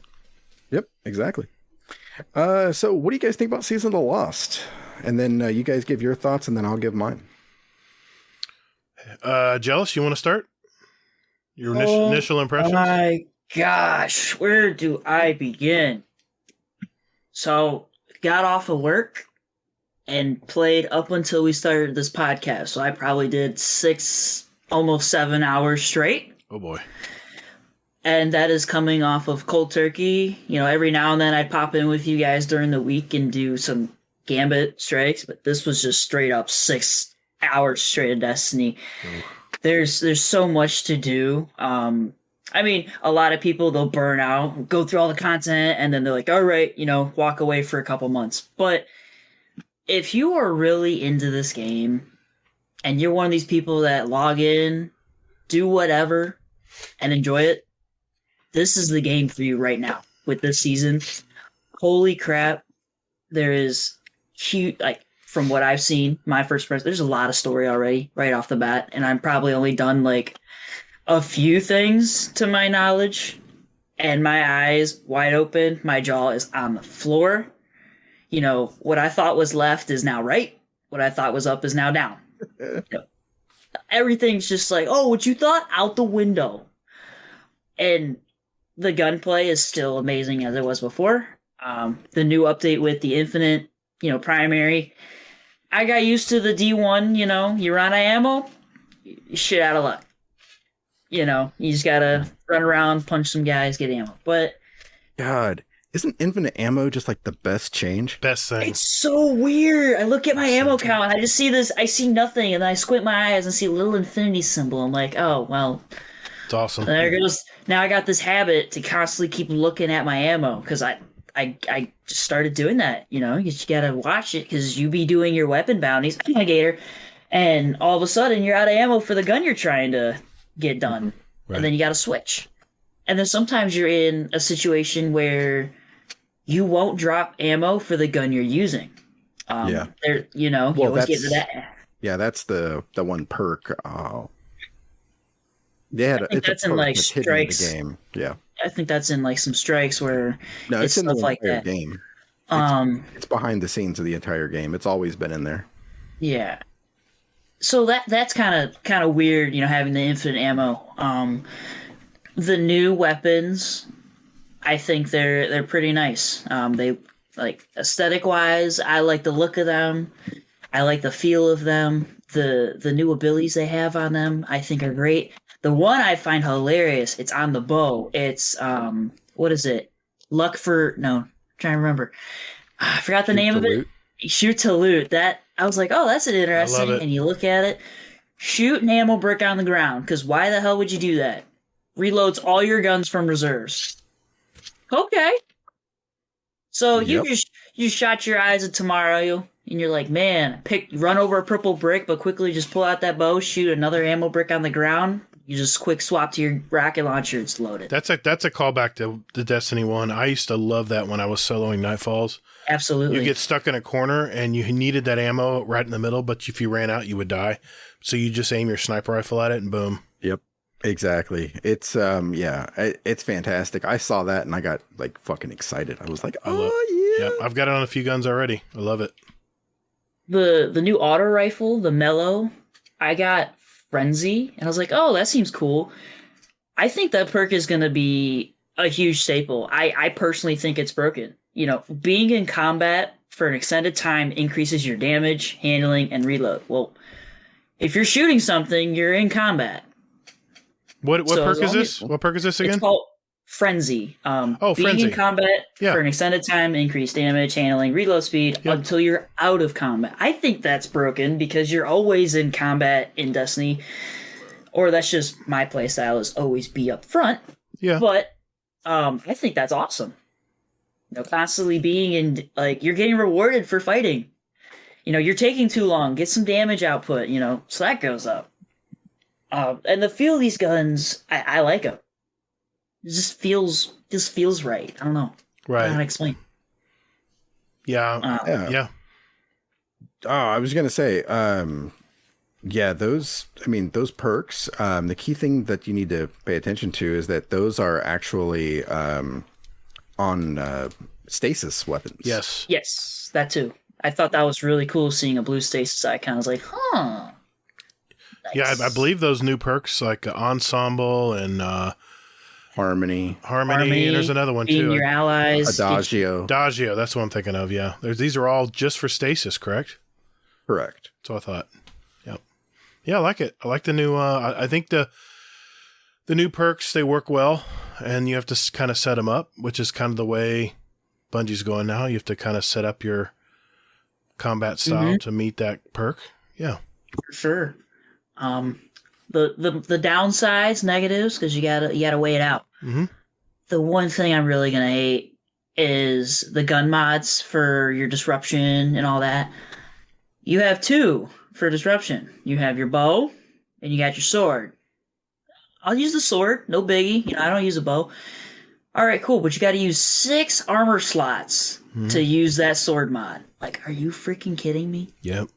It's like, why can't we go back to the first time these were introduced? Let's go auto rifle and SMG, call it a day. Yeah. So I'm constantly now be in the middle of the fight, and I have an unstoppable. All right, throw on the pulse rifle. Well, after I'm done with the unstoppable, disruption will come out. I'm like, oh, now I gotta disable that gauntlet, rearrange it, pop it out, switch the sword, be done. But, with the newer technology we have now, either your PC or the latest consoles, they can handle that quick switching. You're not sitting there for 5 minutes, which is great. That's true. So those are kind of cool. But, like I said, the downside, 6 for the disruption, or use a bow. Yeah, I mean, I have my own issues with the perks, and it's like, why the fuck are they all stasis and solar? Yeah. Where's the arc? Yeah, where's Void? So Yeah. Yep. What do you think, Gatr? Positives. First part of the very first story, jaw dropping. I love it. They get right to business. I love that part. And all the I love seeing Mara back. She's one of my favorite characters. She's good to look at too, even though she's not human really. Animated. No, it's just the thing she does is something a woman wouldn't do. It's something someone more ascendant, good word there, would use. What the hell are you even talking about? When I don't want to spoil it, but she does an action at the beginning of the story which freezes something. And no, I don't think she didn't do that. Oh, yes, she did. No, she didn't. If you look, when it happens... That's the other her that did that. What are we talking Mara. about? No, it wasn't Mara that did it. That was... Savathun did that to save herself. I thought Mara... I saw Mara close her eyes and there was a flash. Yeah, that was Savathun doing that was Savathun doing her stuff. Yeah, she froze herself. So that way she could basically protect herself from somewhat harm. Yeah, she crystallized to protect herself. Okay, I thought Mara did that. Just the way the animation was, that's what I thought happened. Because she closes her eyes and pulls magic out of I don't know where. And then all of a sudden she's frozen. I'm like, okay. All right, I'll play along. First part of the story, the first part of the campaign, fantastic. The new guns I'm liking. Density. Yeah, the enemy density in the beginning was crazy. Oh yeah. You're gonna be busy. Right into it. And the new guns I'm liking. I'm liking the old guns that they brought back. I got a one of the EDZ snipers, the Shepherd's something. Ooh. And it had Shepherd's Watch. It's I got such a great roll on that. And I got it last night playing Crucible. So I played a lot of Gambit. I played a lot of Crucible. There's a fast firing scout rifle that I want. No. The Servant Leader? I need this rifle because I got owned by it. Yeah, I think that's it.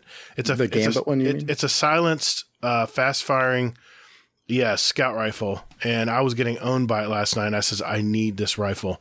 And I played 30 matches of Gambit, not one drop, not one servant drop.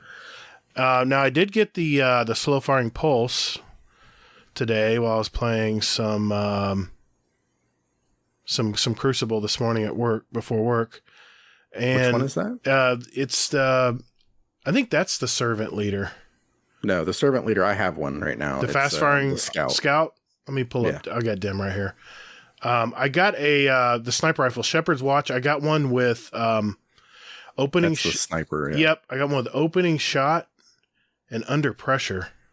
Now I don't know about you, but under pressure you have more accuracy and stability as the magazine gets lower. Well, you start with 2 in the magazine in Crucible, so right off the bat you're going to get really good accuracy and stability, which is fantastic. But the slow firing pulse I got is called Legal Action 2. Yep. Yeah, the old New Monarchy. Yeah, it's a 340 RPM high impact frame. It's a Haka weapon, And I used it the other day, or actually I used it this morning. It was pretty good. It's pretty good. I don't know if it, if it's going to be better than a Messenger, because the Messenger is 340 as well, but I don't know.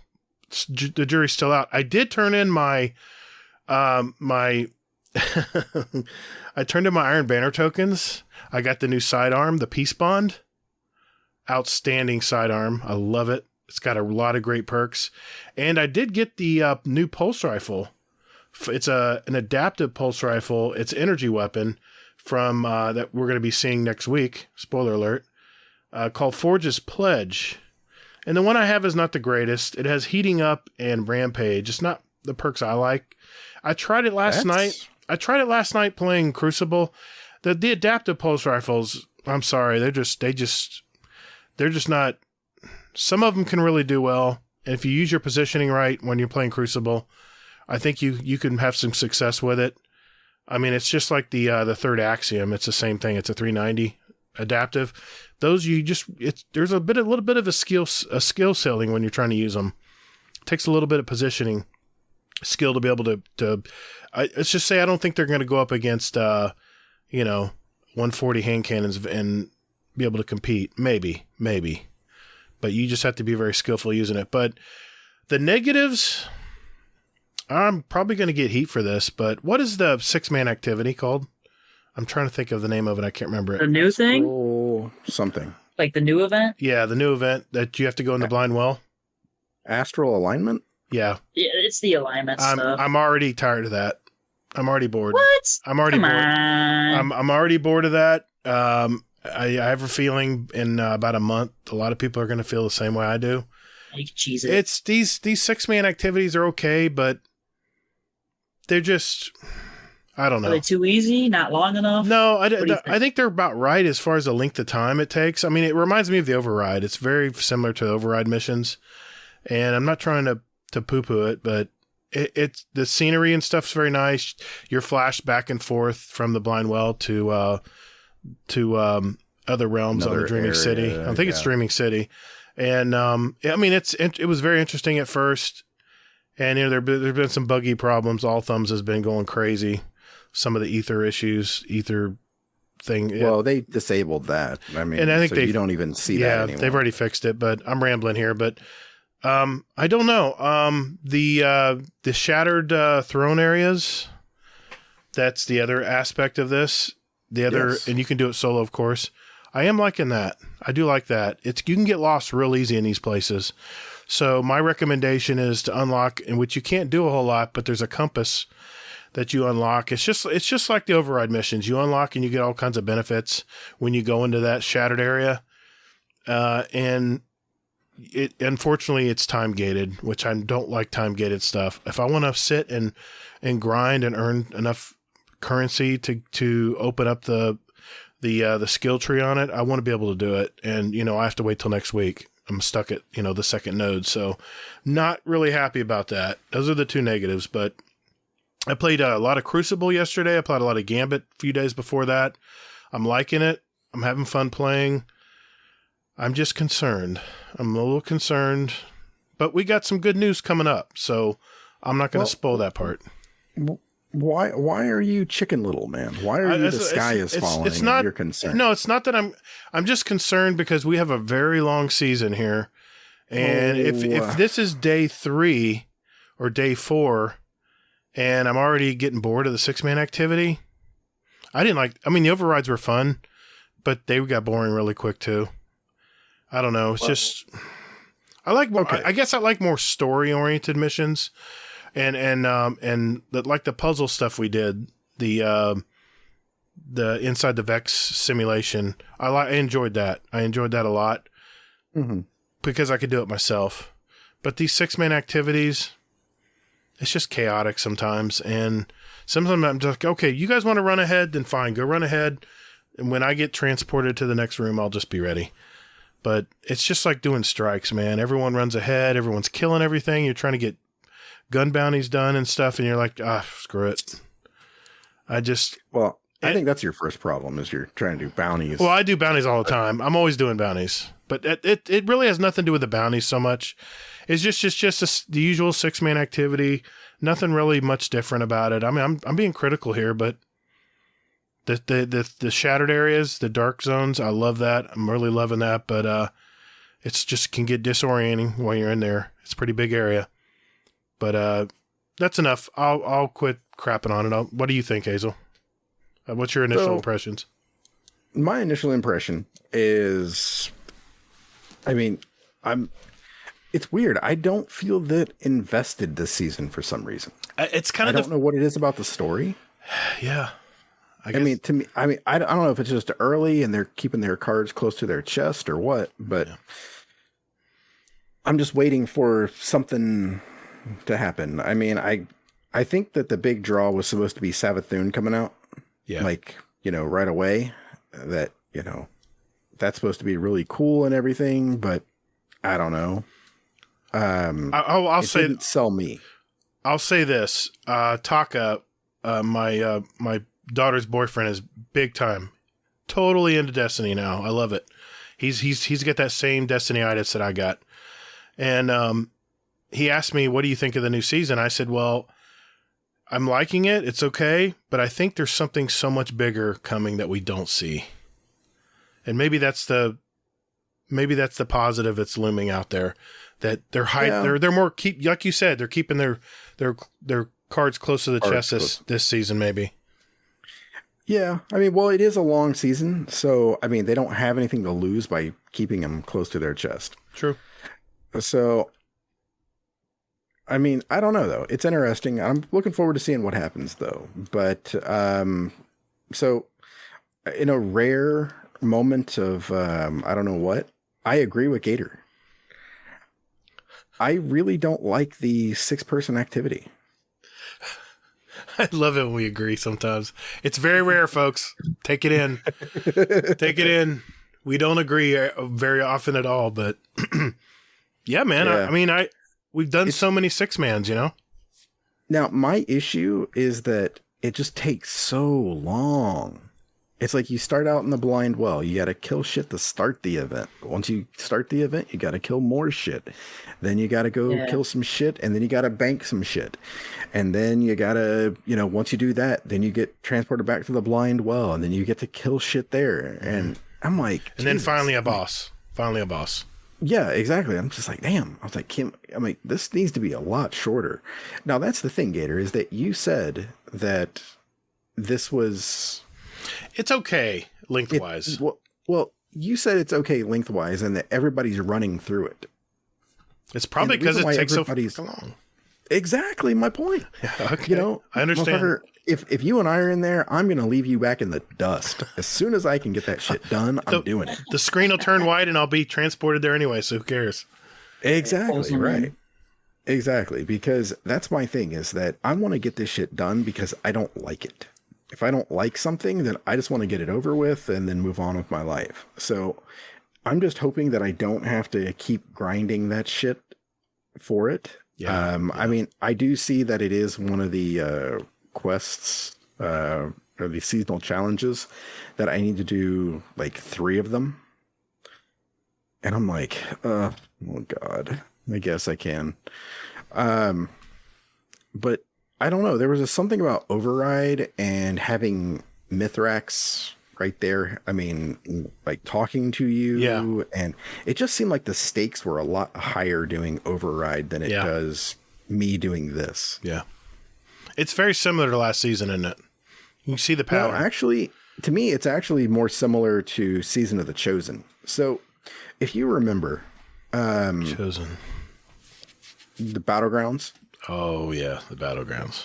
So if you remember, way back when, Bungie talked about that they had 2 groups running basically with how they did their like DLCs. Right. So they had one group doing like Osiris, and then they had another group working on the next one after that. Right. And I think that this is the same group that did this season that did Season of the Chosen, because they are linking things to the seasonal challenges again. This group is. The last group that did season Splicer. the Splicer they had those, but you could also sit and grind, override and stuff like that to power up your splicer gauntlet. Well, I will say this. I forgot to mention this when I was talking about my initial. I have the one thing I hated about Season of the Splicer last season is it took forever to get the currency. You needed those the Vex currency to invest and open up your. You remember you could open up last season. You could open up the tree on the Mithrax the servitor. You could you wanted to grind, you could do it, but the currency was so scarce. There were only a few places you could get that currency. And until you opened it up, until you opened up more that allowed you to do gave that. You some. Yeah. But see, this season they have a new, and the currency is called Parallax Trajectory. They're throwing it at you like candy. Yes. And I picked up on that right away too. And I'm maxed out at 1500, but I don't really have anything to use. I want to use it on opening up those, the compass, right? Because you need a lot. Why the fuck can't you? Exactly. It's like they pulled it two different ends this season versus last season. Last season they didn't give you much currency. In fact, the last challenge I had to get for the seasonal event was fully upgrading to 30 levels on the. That took me forever. And you know what? There was only one way to do it. You had to go run overrides, and you had to go run what's the Vex thing? Not the override, the other thing. Like the incursions or whatever they were. Whatever zones that you had to run into the puzzle areas and inside the Vex network. Yeah. That was the only ways you could get that currency. Sometimes you would get a champion to drop a few pieces here and there, but generally they bottlenecked how you could get the currency and up and load up. So if you didn't play a bunch of override and the incursions, you weren't going to rank it up. Mm-hmm. And you weren't getting it in the real world. You weren't getting this currency. Well, this season, you're getting this currency from hitting headshots. You're getting this currency from finding certain things. Tripping over rocks. Certain things you're finding in the world. You have to find certain beacons in the world that give you 30 a pop. And then it's everywhere. It's everywhere. They're throwing it at you, but now I can't use it. And here's the kicker. They max it out at 1500. I'm staring at it right now. I'm totally maxed out at 1500 Parallax Trajectory from playing all the Crucible and Gambit. Okay, so I mean, you can use it. I mean, I can use it right now too. But we don't want to use it for that. We need it. Yes, because it's expensive to unlock those loads. If you say it's like $500 trajectory per pop for most of those. It's like 600 for those later ones. Yeah, it gets even more expensive. So I want to hoard it. But they're only letting me keep 1500. So what do? Every now and then I go in and I do if I get an Umberlingram, I go in there and use it to unlock a specific Umberlingram. Mm-hmm. Yeah. That's all I'm really trying to use it for. And that's kind of what I'm doing. I'm just wondering if how they're going to, like, what's the next one that they're going to do? Are they going, I mean, are we going to be able to only unlock like 3 of these at a time or 2 of these at a time? I don't know. It's definitely time gated. They definitely know they got a long season ahead, and they're definitely they're stretching it out. And I don't know how to feel about that. I mean, if there's some grinders out there who want to knock it out and start unlocking these nodes, but then when you look at it, it says it requires certain mission 4, certain mission 5 before you can get to this node to even unlock it, even if you have the currency for it. That's a little frustrating. Yeah. And there's one of them that says like must have seasonal challenge something. Yeah. So you get to I was cruising along at the beginning of the campaign. All of a sudden I hit this wall where I couldn't extend the nodes any further or anything. I'm like, well, what do I do now? What do I do? I was actually baffled. I didn't know what else to do. I almost felt like, well, I can turn the game off now. There's really nothing else to do. And I did for a while. I turned it off and just did something else. But, and once you max out your trajectory, your parallax trajectory at 1500, you hit another wall. What do we do? Right. Well, it's the umbral engrams. I mean, that's the thing. I mean, that's basically I guess if I had to choose between the two, I would rather have more currency and be able, like you said, unlock a targeted weapon with the little bit of extra trajectory, and then I'll, knowing that I'll earn it back pretty quick.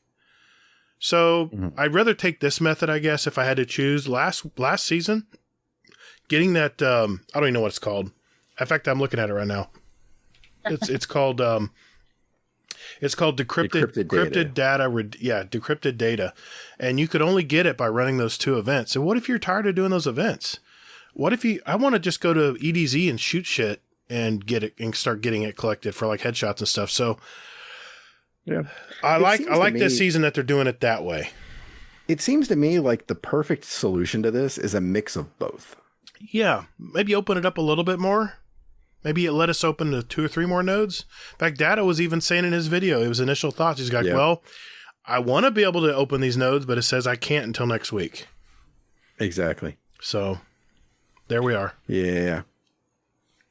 I interrupted, of course. Was there anything else impression-wise you wanted to share? Yeah, the only other thing that I wanted to say is that, I mean, I turned it on, and I was looking through it and everything else, and I was just like, holy shit, this feels like a new game. It just felt like there's so much to do. Did anybody else feel like overwhelmed? No. I definitely did. No, it was not a Forsaken moment. Only time I've ever gotten overwhelmed with Destiny, and I'm a grinder. I'll grind out whatever I need to do to get whatever. I'll put the hours in. The only time I've ever felt that way was when Forsaken dropped. When you had all these triumphs to complete, you looked at the screen and the whole screen was just flashing at you from every angle. I didn't feel that way. I gotta be honest. I didn't feel that way. Like once you hit that wall, I was like, nothing left to do. I'll see you next week. Yeah, I mean, I don't know. I just like feel overwhelmed by it all, just because it's like, I mean, you can do your pinnacles and try to get to 1330. You can. I mean, you've got your artifact to power up. You've got, I mean, all this stuff that, I mean, you've got the story, you've got all this that you can do. And I was just like overwhelmed for like the first day or two. I'm just like, Jesus, there's so much. And I even said it in the Discord, and Chubby said the same thing. He's just like, I'm glad you said this because I feel the same way. And it just, to me, it just feels like a brand new game. Okay. Because there's just, I mean, to me, I think we got a lot for this season. I'm not saying we didn't. Like I said, I'm not trying to be totally negative here. I'm just saying. No. I'm not saying that you are. I'm time just simply saying, yeah, but I mean, I get why they're doing it, but I'm pretty sure they'll loosen it up. I'm sure. But we'll see. It's just that, though. It's just what I said, that it just feels like there's so much that we got with this. I mean, we got that new public event or the 6-person activity that is meh. But then, I mean, we've got the thing at the helm that you can do, that Shattered Realm. And I mean, if you notice, it says Shattered Realm Forest of Echoes. So I'm guessing that we're going to have another type of Shattered Realm that we'll be able to get as well. Okay. That's so promising. I'm thinking they're going to, like, do some other things with this. Okay. So, overall, I mean, I'm mostly positive. I just kind of feel lost at times where I'm like, I don't know what I want to do or what should I be doing. But yeah, I get that. So, I mean, first week, everyone kind of feels that way a little bit, but let's see what you say in about 3 or 4 weeks. We'll see if you still share that. Yeah, exactly. I mean, 3 or 4 weeks, I may be back on the Game Pass dick going like, hey, I'm Game Pass dick. I love that. I love that term. So, it might just be that, but we'll see. Okay. All right. So, something else that they talked about in the TWAB was PvP. Yes. So, all right. Now, I'm just going to touch on a couple of the changes that's coming out. One of which is Battleye Anti-Cheat was actually announced before Tuesday. Mm-hmm. So basically, this is sort of something that Bungie came under some scrutiny about, because Battleye is sort of like the discount anti-cheat. A lot of games use it, and a lot of games it's still exploited. Yeah, exactly. So, like, some people are like, great, it's something to help minimize this. That's fantastic. And then the other side of it is that people are like, it's shitty. It's like you went to Odd Lots and got it from there. That means a start. Well, exactly. And that was the thing, is that I think this was mainly done to quell everybody. Okay? Because everybody wanted anti-cheat and everything else. And I think that this is basically them offering a carrot to us and everybody going like, yay, it's great, or, you know, this is a good step in the right direction, and then everybody else going like, it's okay. But then Bungie decided to go ahead and just fucking kick us right in the junk and go like, all right, so we gave you Battleye and Anti-Cheat, but here's what else we're doing. And they've added things like paywalls.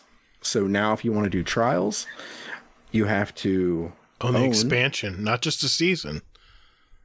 The expansion. Right. You have to own the expansion. So you have to own Beyond Light right now in order to do that. Now, my question for that is, what about me? I'm on Game Pass. Do I need to... No one cares about Game Pass.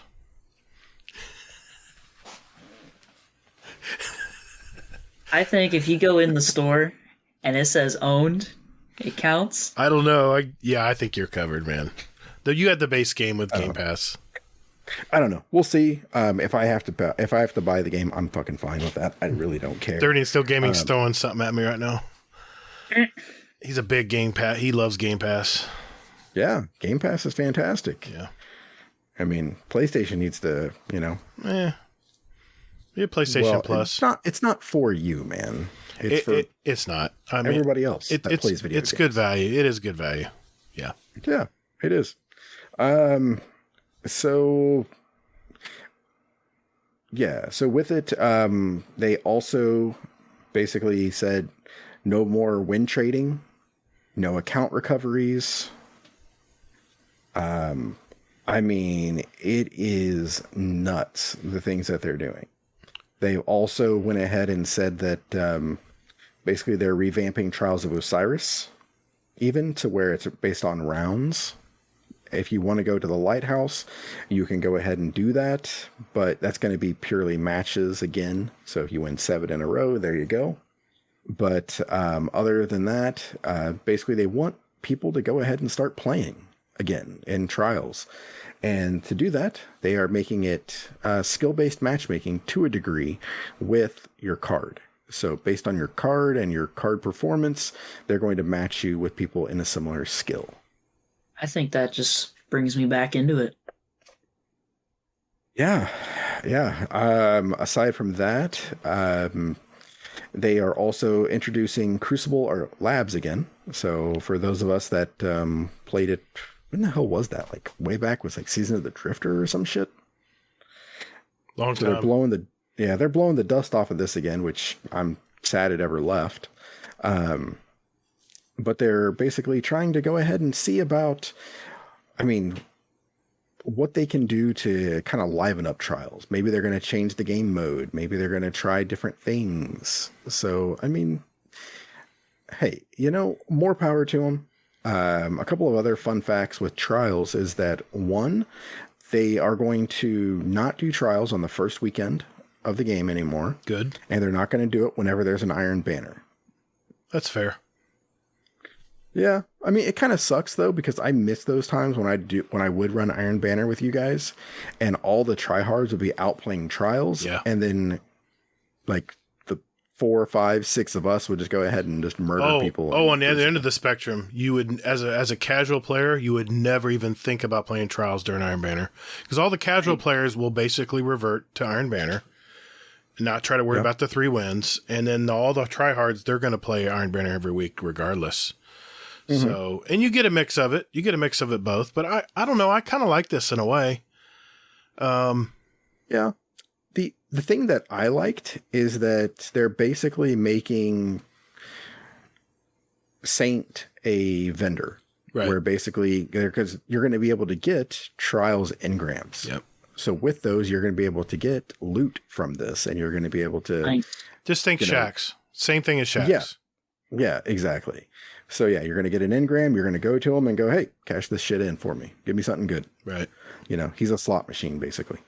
It's whatever you're used to doing in Crucible and Gambit, and now Vanguard, you have a bar, and when you complete the bar, you get the reward. It's that easy.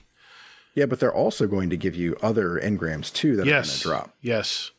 And you have a higher chance, I think they said, when you win games and multiple rounds and stuff. You have a higher chance.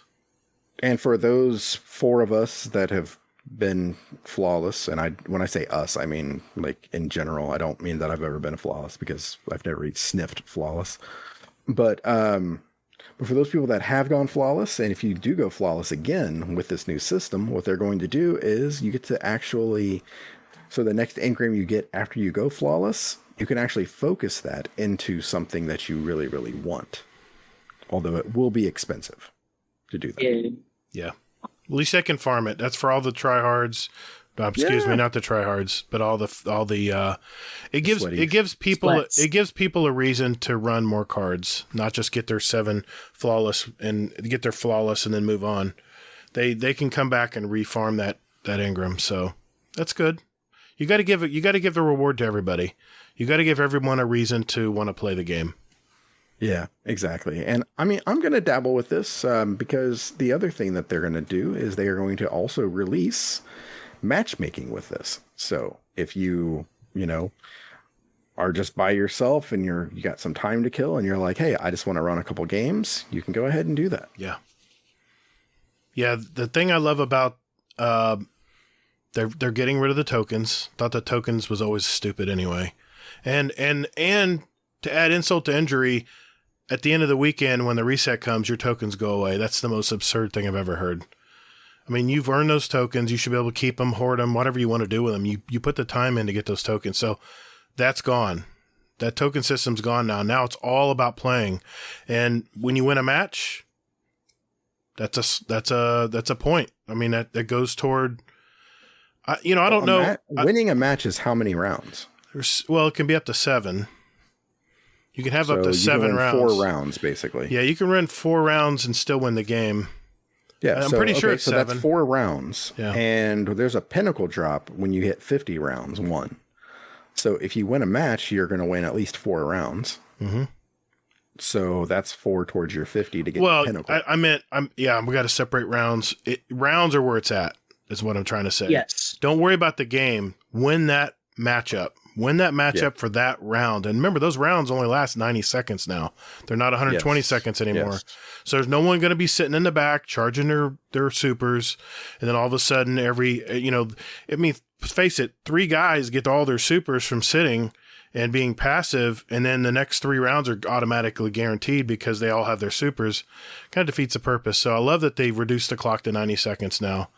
That makes it fast paced, in and out. You're either going to win it or you're going to lose it. Done and done. It just seems like they checked all the boxes. I mean, everyone's heard me bitch and moan about Trials and how I don't want to play it. And haven't we? Granted, I don't like the game type. It doesn't fit my play style. I'm not really a rushing type player. You kind of have to be a little bit to play elimination. And they're working on other game modes. I understand with the labs. You mentioned that earlier, Hazel. But it's like they checked every box, almost every box. I mean, basically, you're ranking up that bar for just playing, if I understand this correctly. What if I play all weekend and don't win a match? Hopefully you win a round or 2. I'm sorry, a round. Let's just say I just am terrible. I just got casual friends with me and we don't win. It's really hard to say that because you're going to win a few rounds, but I guess my question is, and I read the article in depth. I love that they released a separate article the next day, just about Trials. And I mean, I studied it, but it's been a few days since I've read it, so I'm trying to catch up on it. Now, if I just play a match, is it like Crucible where it's actually going to go up on the reputation scale at the end of each match? I forget. I can't remember if you. I don't know. I hope so. I mean, that would be if the best situation ever. If it does do that, and I don't have to be required to win a round to make the bar go up, then that gives me. If that's the case, I will fully commit to Trials for this season. I will fully give it a shot. I'll shut up and quit whining. I'll quit being a scrub like a Senate Nomad called me, and I'll just buckle up. Des, I'm talking to you. I'll just shut up and play the game and I roll the dice, see how it goes, and I'm going to just see what I get. See what kind of rewards I get here. I'm going to give it a fair shot because you know what? These are all almost everything I bitched and moaned about over the last 3 months about Trials and why I'll never play it is they've pretty much corrected. I mean, they made it accessible to everybody. They've given you enough rewards. They've given you reason to play. You don't have to win flawless or win 3, 5, and 7 anymore. You just win that round. You win your round. You're gonna get something that goes toward your bar up top and your rewards and the engrams, like you said, Hazel. And they're gonna have bounties. I'm looking right here at the interface. There's gonna be bounties and also included. So you're gonna be able to complete those bounties like you normally do and get rewards for those as well. So, or maybe it'll give you, experience, reputation, whatever, get towards your rank.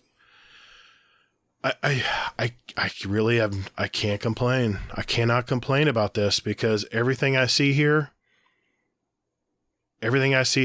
just is feasible. Even though it's not Destiny 1. I think if anything, it's more accessible than Destiny 1 Trials was. I hated Destiny 1 Trials, but you know what I'd do? I would do the bounties to get the weapons.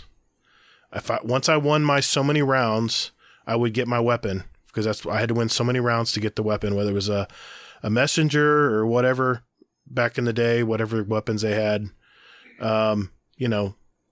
But I'm looking at here at you can focus to code stuff as well. The matchmaking I love. That means I don't have to get 3 players. They're gonna have a Trials lab where you can they're testing out new games, and it'll be that weekend's Trials will be the lab. That's going to be coming soon. I'm liking that. I mean, everything I see here checks almost every box off of every complaint I've made about Trials.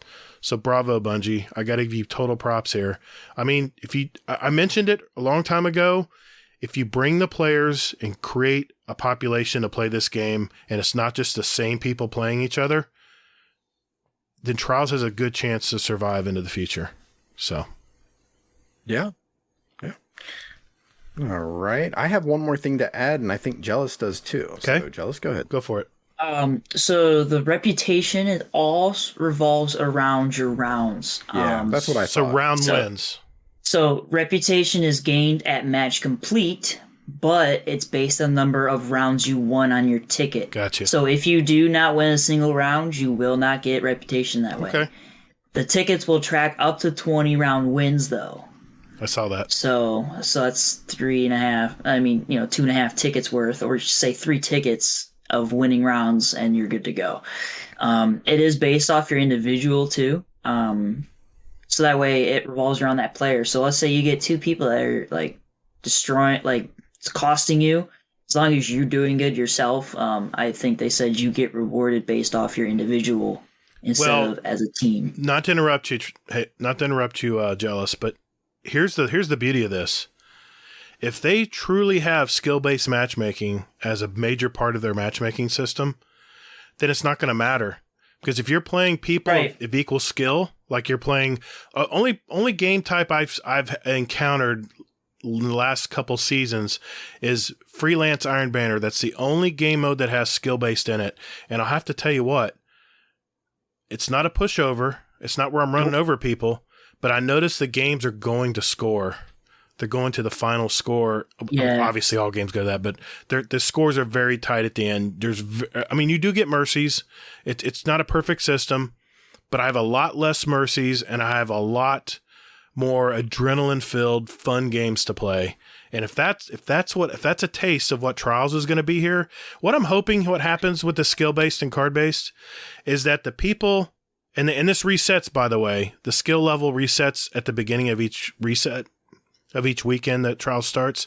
So basically what's going to happen, you're going to get your diehard players, are going to get their flawlesses, they're going to branch off into another skill level, and then the people like us who are going to play on the weekends, maybe one day or a few hours, we're probably going to diverge into another skill bracket, and hopefully the person who's gone flawless for the weekend will not ever have to play a player that's just in it to get not tokens, but reputation.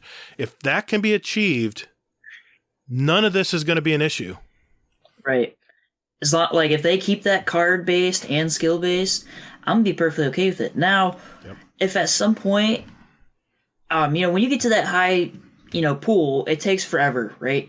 If I end up fighting somebody that's that high skill level, I'm not gonna be upset. I'm gonna look at it as, well, I must be the next best thing if I'm facing a sweaty person. That's not the system's fault. That's just there's not enough players in that pool. So I personally won't get upset if I'm facing a total sweat because the system did its job. I just so happen to be the next best. If you're doing real well for that weekend and you're getting up into almost a flawless, you should be put up against other people who are striving for the same thing.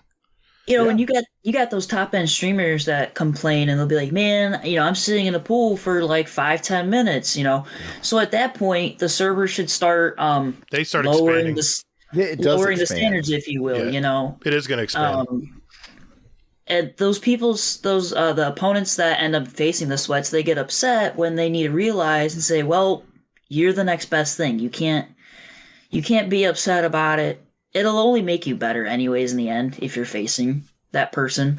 But if they keep the skill-based and card-based, I will probably be in trials every weekend. Here's the thing, Jealous. How do you get better in Crucible? Get your butt stomped? Nope. If you're getting like just your lunch handed to you as soon as you run out of the spawn, you're not learning anything. All you're learning is that you're just getting run over by a bunch of shotgun apes or a bunch of players that are way further advanced than you. And do you learn anything when you run over people? Not really. The best way to learn how to get better in Crucible is to play like skilled players and try to get above them or try to outsmart them and try to get a little bit better every game. And skill-based matchmaking, in my opinion, is the way to go. Now, there's going to be a lot of dissension, especially with the 1%ers out there. But that's just, I'm sorry, just keep this in mind, 1%ers, True Vanguard, Frostbolt, Ascendant Nomad, all you guys out there, it resets every weekend. Every weekend you have a shot to start right where everyone else does. And that part, I do like that. So as the weekend progresses and people are playing trials more and more, you should see if it works correctly. You should see a divergence between the flawless players and the non-flawless players. And isn't that what we wanted? Isn't that what we asked for? We should put the flawless players in a separate bracket. That's kind of what they're doing here. If the system works. Well, maybe, because it could be that what they're going to do is once they go ahead and they reset their card, then they go back to one win just like everybody else. No. For that weekend, they're tracking your skill. That's what I mean. But it's going to be they'll still be at the one-wind area, but they'll be on the higher end of that tier. But here's the thing about trials now. You'll have a fresh card. You'll go into trials and get stomped. And you'll be like, how am I even supposed to get to 3 wins when I'm playing people that have gone 30 times flawless already this weekend? That's what I'm talking about. We should never see those people if skill-based matchmaking works correctly.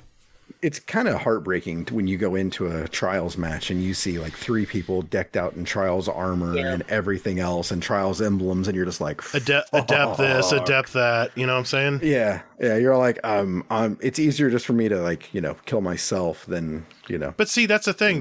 They don't want you to have to just jump off the cliff.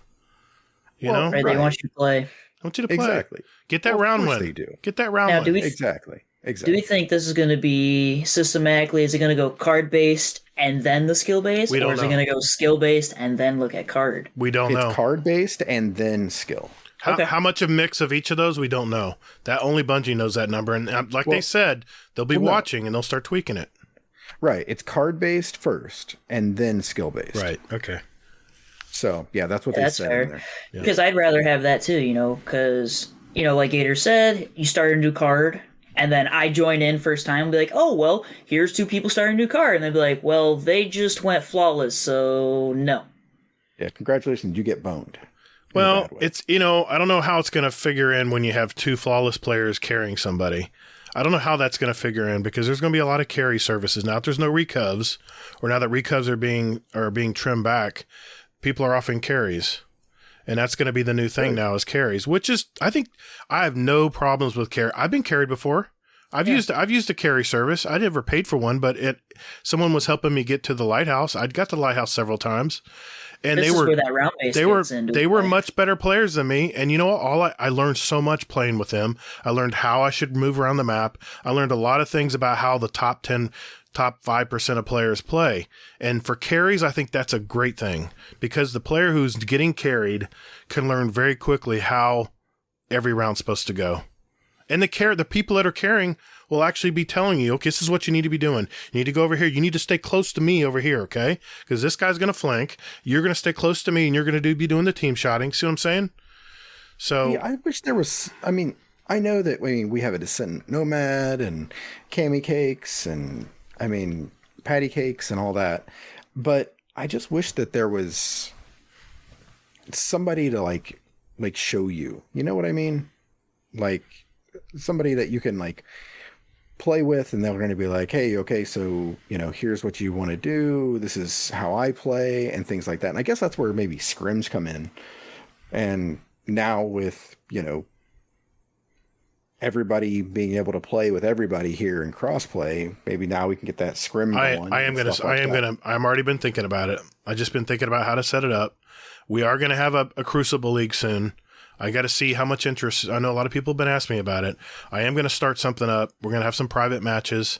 It doesn't have to be clan based. It can be Discord based. Just to have a sign up sheet, and we'll assign teams. I mean, Fluffy's probably going to help me with this because he used to run one as well. I'll probably pick his brain on how he did it. And hopefully we'll have a big turnout. But I'm already thinking about it because the best way for a community to get better is to play scrims and to play private matches where you don't have to worry about skill, you don't have to worry about stats getting crushed or anything. You're just there to have fun and there to learn.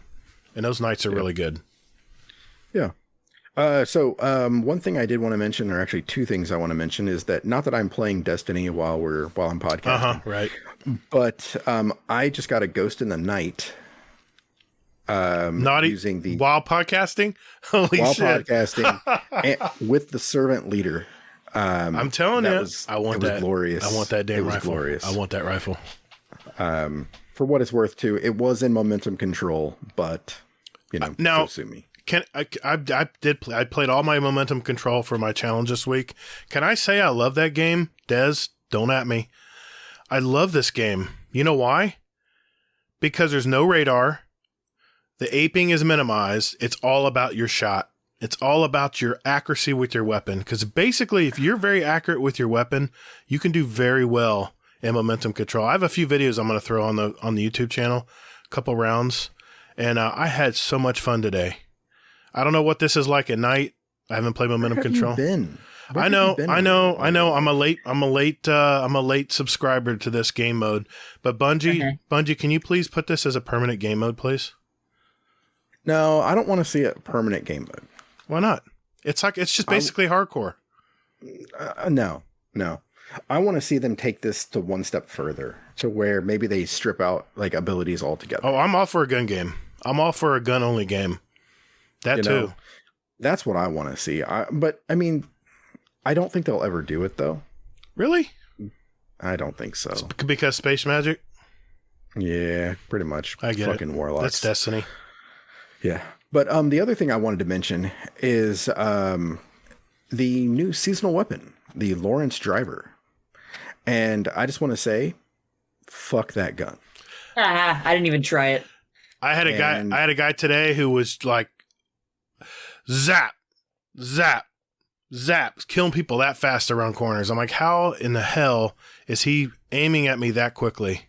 Some people have gotten really good at this gun. They're taking away the wall hack system. That's a good thing. Maybe that's why he was able to kill all three of us so quickly.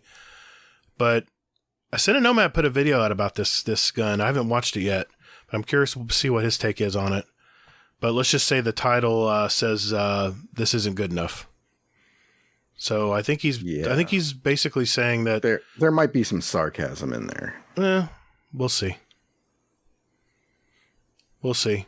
He gets a little sarcastic. Oh, I know his style, but we'll see if in a month this weapon is still top of the meta.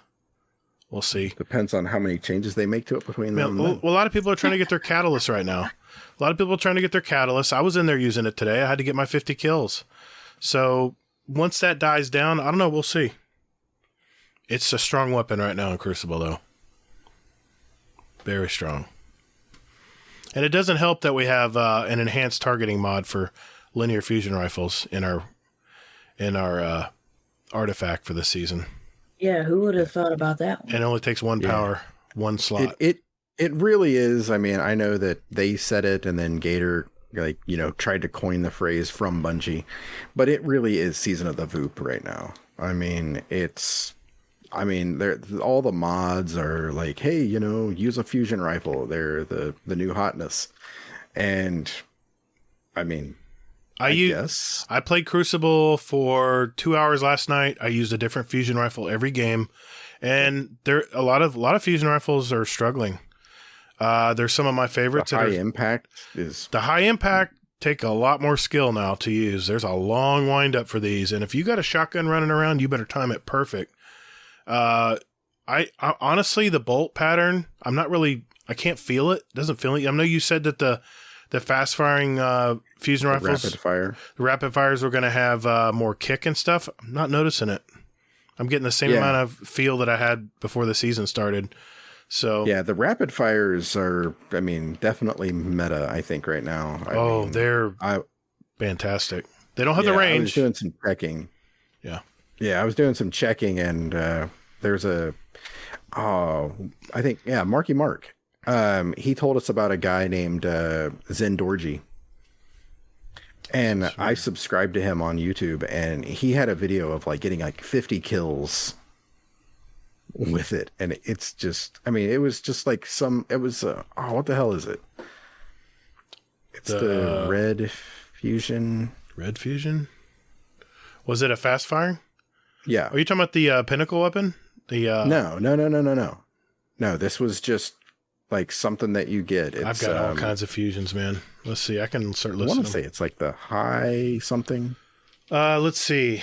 I have the Zealot's Reward. That's a fast firing. That's from the Garden Salvation raid. Very good. It worked very well last night. Here it is. The Cartesian coordinate. I tried it last night. He fucking went off with this. I like to see what rolls he has, because I have several. I have 8 of these rifles, and I haven't found one yet that fits.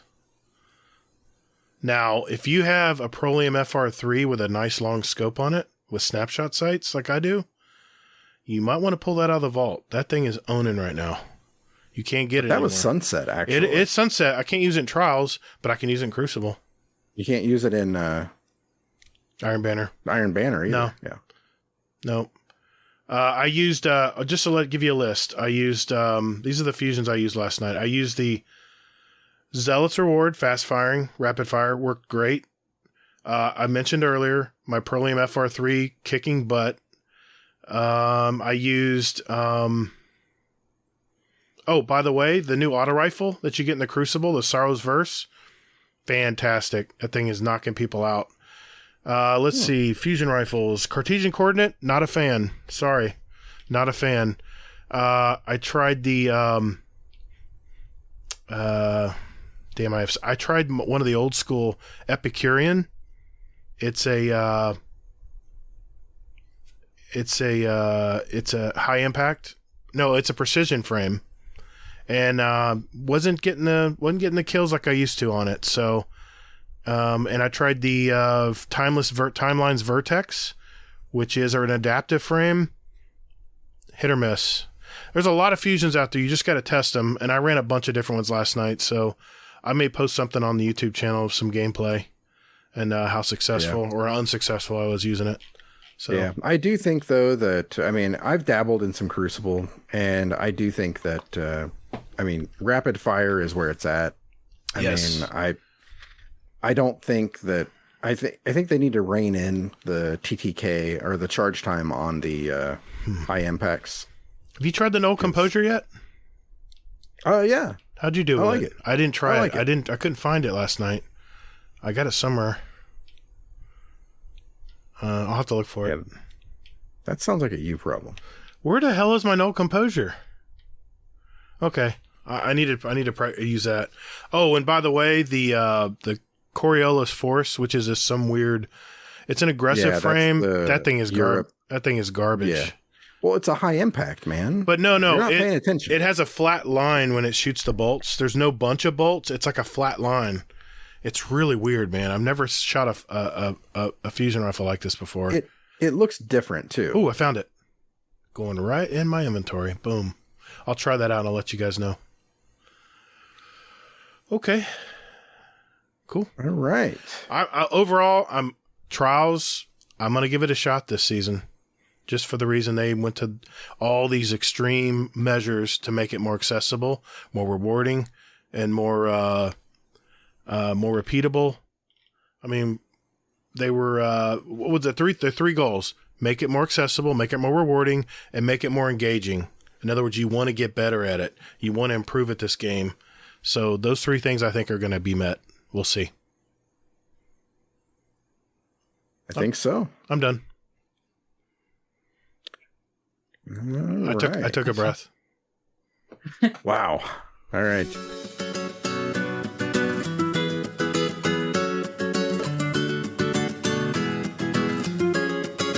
Hey everyone, looking for some like-minded gamers to Destiny with? Or maybe just a place to de-stress and talk about life with others for a bit. Or maybe just a place to discuss the latest movies, the TV shows, new awesome music out there. What about New Year's resolutions or goals or our fitness section? Well, you're also forgetting about our channels with links to our clan, Speakpipe, our show music playlist for God's sake, or even where to get a show t-shirt, mouse pad, or coffee mug if you want to help support us. Wow, you're not just a Bungie shill, you're a Guardian Downcast shill, huh? So, man, you must be forgetting also about the podcast questions channel, where listeners can put in their own questions for us.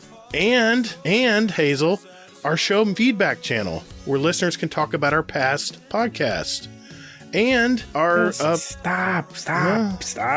This shameless plug has gone on long enough. I'm going to put a fork in it. Everybody, just go to the GDC Discord community link on our weekly show notes, where you can see the invite there. Just visit us at guardiandowncast.com. That invite link there will never expire, so just go there too. And later, Guardian. Oh my God, just stop. What? What did I do? You're so excited. I'm excited, man. Just bring it down. All right, whatever, man. Okay, jeez. Lay off the coffee. What a downer. Okay, so next up in the TWAB is Bungie Foundation Update, Team Rubicon, and Direct Relief. So, this is basically Bungie saying that in 1 week, they've raised nearly $125,000. Very nice. Woohoo. So, and this is still going on for a little bit now. So, go ahead, and if you want like the $25 emblem there, anchor point. Real quick update. I know before I said I was going to try to, get the donation and that kind of thing. With the tank and everything. Tiny that tank. didn't work out. Yeah, that didn't work out. For some reason, they couldn't, I guess, give me the code or something along those lines for that stuff. I went on the Bungie forum today saying I have yet to get my code for my tiny tank emote. And I donated a long time ago. Yeah. I'm waiting to hear back. We'll see. I just went ahead and chalked it up to, hey, I just gave to charity. It's okay. Cool. But with this, I am going to do this. I'm not going to worry about the other stuff now. I'm just going to go ahead and do this. And, I'll give out that emblem, the $25 emblem. So if you want that, we'll throw a channel out there. You can go ahead and put your name in, and we'll do a random number generator because that's the Bungie way. Yep. And there you go. I like the t-shirt they have. It's really nice. Yes, exactly. What do you have to do to get the t-shirt? It's just a pre-order. Okay. Yep. Gotcha. Your victory gives the city hope, Guardian. I like that. It's a nice t-shirt. Then you also get that emblem with the vital elixir. Yep. Mm-hmm. Cool. And there's that. Okay. I love that they're always creating charities. I love it. Yeah, exactly. And then, so in typical Bungie fashion, usually like the first week of the season, they don't really do anything major. They're just like, hey, just play the game, enjoy it, and then move on with your life and everything else. So this season, they said, no, we're not going to do that. And they decided to go ahead and throw some more information out there. Okay. So what the hell does that mean, Hazel? Well, let me tell you. So with it, it means that...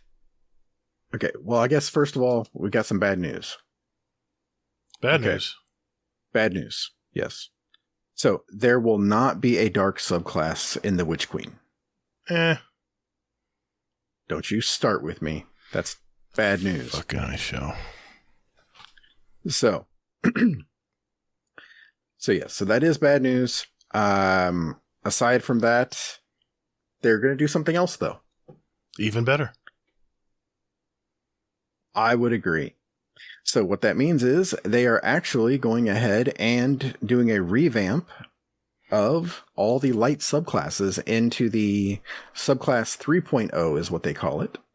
And it is basically the stasis layout for the light subclasses. So they're going to have fragments and aspects. As soon as Stasis came out with that UI, I knew they were going to convert everything eventually to it. I knew it. I love it. I love it. It's a better system. We all did, but the problem is that Luke Smith said they want to do it, but it's still like years away. Remember that? Yeah. Asshat. Oh, well. I'll say it. Did it in D1. Yeah, this is different. This is even different. There's aspects and fragments. It's totally more... Well, it's more customizable than that. Well, they're taking this to another level right now. So with this, well, luckily for us, we don't just have to sit here and just hypothesize about this. Yeah. Because they give us a couple examples. So, with it, there we are. Okay. Here we go. All right. I'm skipping a bunch of stuff here, but the key thing to know is that they're basically breaking it down to the element. So that Void, basically that it has 3 negative status effects. What are those, you may ask? Yeah, what are those, Hazel? Oh, yeah. Well, let me tell you. So, the first one is suppression, right? Right. You're a Titan, you've got the grenade that suppresses them, and life is good. Right. So, then there's weaken, which is basically target. Well, actually, let me go back here. Suppression is target is knocked out of any active abilities and can't activate an ability or movement mode as long as suppression persists. Mm-hmm. Affected AI cannot shoot. Yeah, so they just sit there with that little red cloud over their head. And they're like, oh, what do we do? Now, if I throw this at someone in their super, does it knock them out of their super? Yes. Right now, the only way you can do that is with the suppressing grenade from a Titan. That Titans have. The only thing is Titans only want to have it. Now they're going to include it into... For now. Yeah, now they're integrating it into the new Void subclass system, which I'm guessing will be across all 3 characters. Yep, exactly. So, okay, so that's the first part of it. So that's the first status effect. Mm-hmm. After that is weaken, which takes increased damage and has their movement slowed. Enemy combatants fire their weapons with decreased accuracy. They're stormtroopers. Yeah. Maybe they can not be fucking Tom Brady with a grenade either. So. Isn't that the truth? Right at your feet. Yeah. Oh, that was a good throw. Yeah. It's like, you motherfuckers need to, I don't know. I mean, you need to get drafted. Yeah. So, then, here we are. Okay, next is volatile. The target is afflicted with an unstable void energy and will explode upon taking additional damage or on death. I like this. So basically, this is sort of reminiscent of the Titan super in the middle tree, where they can... Detonators. Yeah. You punch and you attach a detonator to them. Yep. I like that. Yeah, that is fun. That's like one of my favorite void. It's a trolley class. I'm not Can going be. to argue with that, but yeah, it's so much fun though. Yeah. Okay, so those are the negative status effects. Next are the positive ones.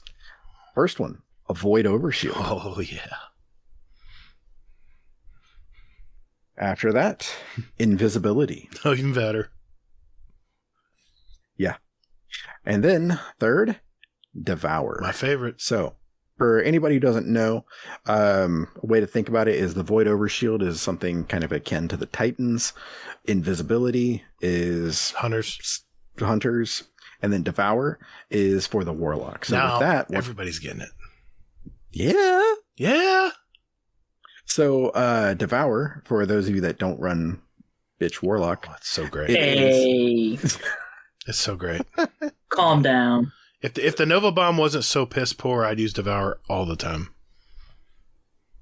yeah. Well, now you can run devour and do like Nova Warp or something. Or whatever. I mean, you don't even have to be a Yeah. Warlock. Oh, well, that's true. You too. basically will eat a grenade. Well, Devour works on a Warlock because I'm a Void Walker. You eat a grenade, and anything you kill, punch, anything kills, you immediately get more instant health. So Yep, for exactly. strikes and raids and going through a bunch of ads and PvE, it's fantastic. In PvE, it's a little trickier, but if you're going into, you got 2 or 3 players around the corner, sometimes you can get away with killing all 3 of them because of Devour. My favorite combo is Tommy's Matchbook. Oh, yeah. Oof. When I was running the 0 hour, I would Tommy's Matchbook with Devour, and I'd probably sit there for 5 minutes in one room Yeah. with 100 bullets. Sure, you take damage, but you get a kill, you're not even getting any burn. You're getting bullets And back, then too, aren't you? No, but it's a 100-round mag. Okay. But you're taking damage from the burn because the longer you hold the trigger, but the Devour, you get a kill, your health is reset, and the timer resets as well. Oh, it's fantastic. And then by the time you're emptying your mag, well, you got your grenade energy back anyways. Yep. That's Great nasty. combo. It's a great class. Yeah. It's a great class. So, yeah. So imagine that. So you're a Titan, and guess what you get? Invisibility That'd be and awesome. devour. Blech. Oh, I'm sure you're gonna. I'm assuming I'm you pick one over the other. Mm-hmm. It'll be an Well, aspect you and fragment. will. I bet you it'll be an aspect. Of course. Yep. But that's still the cool thing, though, is that now it's not just something exclusive to hunters, warlocks, or Titan. I love it. It's a void. It's a power of the void. Think about it. You're in Yes. that raid and you need to be invisible, so you got to make sure you have a hunter nearby to throw the grenade at you, so everyone can run by the whatevers. It's gonna be More. great. It's gonna open the game right up. Yeah, exactly. So I just had a horrible thought. I'm just imagining a Titan running Heat Rising and throwing hammers from the sky. Oh. That would be amazing. Well, they're not doing solo the next season, so we'll worry about that when it that's gets true. here. So yeah, so basically what they're doing is each subclass is going to be getting a revamp every season. Why did you have to throw that out in the world too? Gee whiz. That would be amazing. That would be terrifying. So Gator's gonna have nightmares tonight. Ooh. Okay, so Night Stalker Hunter. So this is the idea that they're doing here for Void 3.0, and this is Shadow Shot Mobius Quiver. So this is the bottom tree. Isn't it bottom tree or is that top tree? Quiver? Yeah, it's bottom tree. Bottom. Bottom tree. Yep. So this fires 2 volleys of 3 void arrows in a cone, which seek out enemies and spawn void anchors on impact. Shadow Shot makes tethered enemies volatile. So volatile again is the one that you shoot them and it explode. And volatile, and then deals increased damage to tethered targets as well. I like it. That's a nifty little thing. I'm interested in that. The most important thing I liked about it, though, I've used this class before, and I've literally yeeted myself off the map. Where I've Just shot by keep it firing? several times, and I keep getting pushed back. And then eventually I'm Yeah. like, oh, okay. I can't even do anything with these tethers because I'm off the map and dead. Yeah. I hope my It's kinda teammates are fun, paying though, to do attention. Yeah. that. Yeah. It's kind of fun to do that too, though. I don't like it. I don't like it. But anyway, Actually, yeah. since it says exactly what Gatr said in the TWAB, often results in player drifting somewhere they didn't intend to be, off the side of a cliff. There you go. Yeah. I've done it several times. Yep. So, and they say that here is basically one of the main usability points or pain points of the current iteration of Mobius Quiver is having to press the super input a whole bunch of times in order to fire each arrow individually. Sometimes you never finish those. Yeah. Sorry. Yeah, they say here it's cumbersome and takes a lot of time. And then the drifting portion that you can travel a really long distance away. Nothing worse than firing, boom, boom, dead. All those quivers are still unshot because you're on the ground dead. But now you can do it in one shot.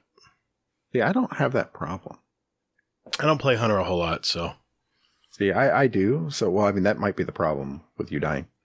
But by firing multiple arrows at once, it should be a lot easier to blanket an area with traps in preparation for a fight or put burst damage on a boss. I see this in raids already. I see people thinking about doing raids with this. Yep, exactly. Okay, stylish executioner is the aspect. So, with this, defeating a weakened, suppressed, or volatile target grants invisibility and true sight. After performing a stylish execution, your next melee attack, while invisible, weakens enemies. So you don't become visible when you kill an enemy while you're invisible. I love that. Yep. And then they say here, a twist on Middletree Night Stalker's current flawless execution perk. This aspect lets the hunter specialize in defeating debuffed enemies and to keep their invisibility loop. Nice. I like that. That is pretty nifty. Okay. So, Sentinel Titan is next. Overwatch is the aspect. So, this cast a Void Empowered Barricade to grant a Void Overshield to yourself and nearby allies. The Empowered Barricade slowly regenerates the Void Overshield of allies bunkering behind it. That sounds OP. Yeah, my mind immediately went to Trials of Osiris. Yeah, that sounds very potent. Yeah, let's camp out here for like 25 seconds until this goes away. Mm-hmm. We want players to be able to lean into the Sentinel fantasy of being a frontline protector for your team. So Overwatch is a powerful tool for setting up prior to an encounter and providing a safe haven to fall back to when things get spicy. That is great. I like that role. Might actually play it. Yeah. Shield Toss is the projectile melee. Hurl your shield towards an enemy. The shield can ricochet off enemy surfaces, granting a small chunk of void overshield for each enemy hit. I like that. I like that a lot. It takes skill to do that, though. Not really. Gotta bring a thrall in front of you. Just throw that shield. Bink, bink, bink. Mm-hmm. Yep. Bing ball. Exactly. They say here, too, we want to give Titans more options when it comes to projectile melees. Shield Toss is a great choice for aggressively pushing forward into groups of enemies, softening them up, and giving you extra staying power. I could see that. So great perk. Oh, my favorite. Really? I love Voidwalker, man. Okay. I'm curious to hear how this goes. So, okay. Voidwalker Warlock. Pocket Singularity. Projectile Melee. Oh, shit. You know what I just realized? Oh, shit.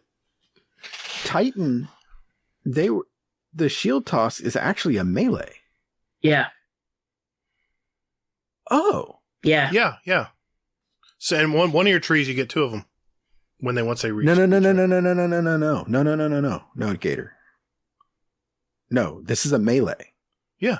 Not like you have shield tosses right now that are melees.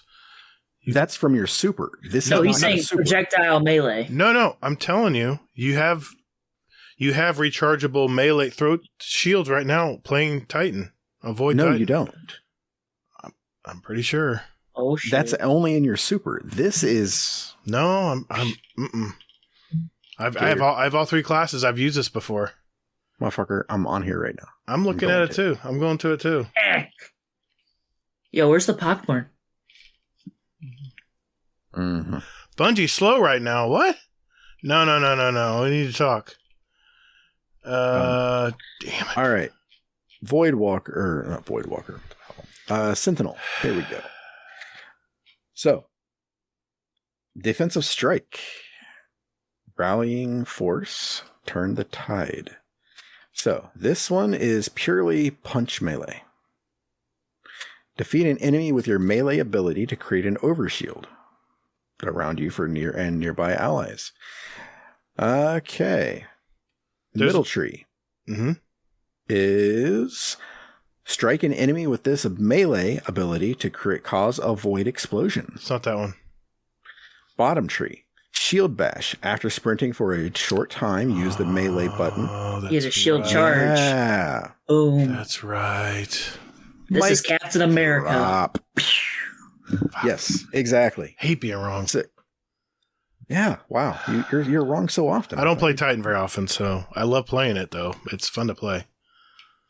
Apparently, yeah, I guess. So, but yeah, so that's what I just realized is that shield toss is the melee. I like that. That is nasty. I can't fucking wait for that. But pocket singularity, projectile melee. Voidwalker's gonna have that. Okay. What? All right. Anyway. That's the best part.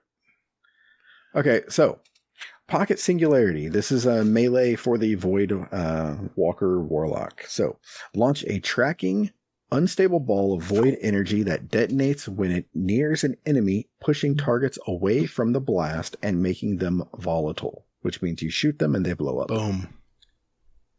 Designed as an anti-dive tool and a way to push enemies out of cover. With careful placement, it's possible, and incredibly satisfying, to bop enemies in the air and then pop them... you know what this is? Pop their ball. This is a Scion. This is what a Scion does to you. Yeah. He throws that Sort of, wave at you, and he pops you up in the air, and then hopefully you survive. Yeah, exactly. I could see see this in Crucible, too. A lot. Yes. Can you imagine the guys behind a barrier? You send it out, pop them up, and your sniper in the back just pops them like a duck. I'm a cover shooter. I could see problems with it. It's like, pull. I cannot wait to see this in Mayhem. Oh, Lord. You're going to see motherfuckers like getting popped up in the like air popcorn all the time. You're going to be, yeah, exactly. You're going to be seeing shields flying around. Bring it. All right. And then for the Voidwalker Warlock, Child of the Old Gods aspect. Cast your rift to summon a sentient black hole which hovers at your side, waiting for a target. It will launch itself at enemies, then begin siphoning their energy and weakening them, refunding their life force back to you as either grenade and melee energy if you're using Healing Rift, or health if you're using an Empowering Rift. Defeating enemies who are being siphoned by the Child will refund some Rift energy. Child of the Old Gods is a strong debuff tool that gives Voidwalkers an additional way to lock down an area while sustaining themselves. Cheat codes. Let's go. No shit, right? We're gonna have our own little mini tornado. Yes, we are. It's gonna be fun. There it is. Combo this with a turret buddy on the arc side. Oh man! So you'll have a turret buddy and then a black hole next to you at all times. Go get him. I love it. Okay, I was like, okay, this is fine. And then when it says launch itself at enemies, okay, siphon and then give you grenade energy to proc it again and extend your rift energy. That's just gonna be great. Yeah. Oh my gosh. I love it. It's gonna be fun. Yeah. Hey, we only have 120 days, right? You get this? Or 182 days. Oh, that sounds a lot longer. It does, because it is. An extra 2 months. It's basically 2 seasons. Oh, Jesus, man, just get off of it. It's 2 seasons. Just enjoy. Just look at the time you're going to be able to spend with Battlefield. Well, that is true. You can play it, and then you can go, wow, this isn't Destiny, and then put it away, and then you can go back to it. Gator's going to change his statement to X amount of weeks until my cheat codes. Yeah, exactly. Yep. Instead of being like week 3 of this season, he'll be like Cannot 5 weeks wait. until my cheat codes. This is very promising. I love this news. Yeah, exactly. It is very cool. There was actually talk about they put it out on Twitter. Let me go ahead and pull that shit up here. Oh, they're gonna... about Nova Warp going away, because if you remember, good old Luke Smith was basically considered Nova Warp was a lacking subclass. Well, then they Chipotle. then they empowered it, and then they nerfed it into the ground. Now they're empowering it again. We'll see. Well, no, he basically said it's not IP defining Nova Warp. I remember that statement. I Exactly, do. I remember right? that statement. Exactly. Mm-hmm. So when they talked about this, everybody immediately went to Twitter and was asking questions like, so is Nova Warp gone and everything else? And they replied today and said, no, there are no plans to remove Nova Warp. Okay. Then one thing I did want to definitely share here is Joe Blackburn put out a tweet here and talked about super excited about the light-based subclass updates coming next year, starting with the Witch Queen. This is a big team-driven initiative that we are really excited to get out to play. And then Kevin Yanis, or Yanes if you're Respawn, he says, real talk. A lot of initiatives you're hearing about have been in the pipe for a long time, Good. and were only possible because of people like Joe Garoth, Luke Smith, and TK Bling ×2. I don't know exactly who that one is. Okay. Because people like them trusted the team to build dope shit. I love it. Yeah. I just really felt the need to share that tweet because I'm that's excited. a fantastic little tweet. I'm excited. This is going to be awesome. Gives me even more reason why everyone should be pre-ordering right now. Getting ready. Yeah. I mean, you do have, 6 months to wait. But so next is Prime Rewards. Hey, we already talked about this. So Wardcliff Coil is the weapon. You get an ornament with it and a shitty looking sparrow and a ghost projection that you'll never use. Then real quick, one quick update. I did some research. It is actually Fox that did come out with Free Guy. Okay. So, right. And Disney owned Fox. Disney owned Fox. So well, that makes sense now. They paid there we zero go. in They royalties. didn't have to pay that much. There you go. There we go. Okay, so with this, under the shit's broken area, lots of shit's broken. Worm God Caress has been basically put away for this moment. I'm glad I got to use the OP-ness of this. I hit a Lost Sector boss with one of my hammers and killed it with one hit. It was fantastic. So, that got, set down for right now until they, rework it. There's also videos out there of people one-shotting Riven with this, with a hammer. And also somebody hit I think 23 million damage with one hammer on Riven. Or not Riven, but Atheon, and knock him out in one hit. I don't think that was intended. Why not? No, not that. No easy buttons. Yeah. So, So there's that, and then the other one was the Radiant Dance Machines. I heard about that. I saw the tweet. Yeah, That's been infinite, dodge for the hunters. That just sounds glorious. Hey, we got some new exotics. Oh, never mind. Can't use them right now. Yeah, exactly. Yeah. Well, the Radiant Dance Machines, you can still use those in PvE, not PvP or Oh, I Gambit, see. though. I see. Okay. Yep. All right. So with Under Shit's Broken, there was one thing I wanted to mention. Man, that's a list. Yeah. Yeah. That's a big to-do list right Lots there. of shit's broken. I came across a little bug. So during the one of the two quest missions that you start up with, mine was bugged. After I did the new event, I went back and I had to speak. I was not getting a prompt for the new fusion gun. Walked around in circles forever and ever and ever. What I ended up doing was abandoning the quest, and then when I went and picked it up, it instantly had that portion completed, and then it was good to go again. I tried restarting the game, and that didn't work, so the bottom line is I had to abandon the quest and pick it back up. Then it worked? It kept my progress right where I was, but it was just like, hey, because one of the weeklies is like, do this mission. I was like, I did, but it's not letting me accept it, so then I was physically stuck. Right. It's not on the list here, but one of the missions I did have to, abandon the quest, get it back. So some people are having an issue with a progression freeze. Try that out. Good point. Yeah. Wow. But yeah, so there's a big list here about shit being broken.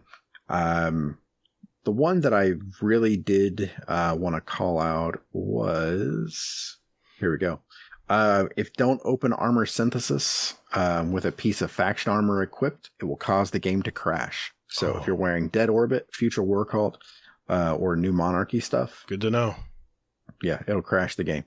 I'm wearing Future War Cult still on one of my accounts. Hey, why don't you do me a favor? Can you go to your armor synthesis real quick? Ah, darn, I don't have it open. Sorry. Oh, okay. All right. Is that an Alt F4? Where's that? Alt F4?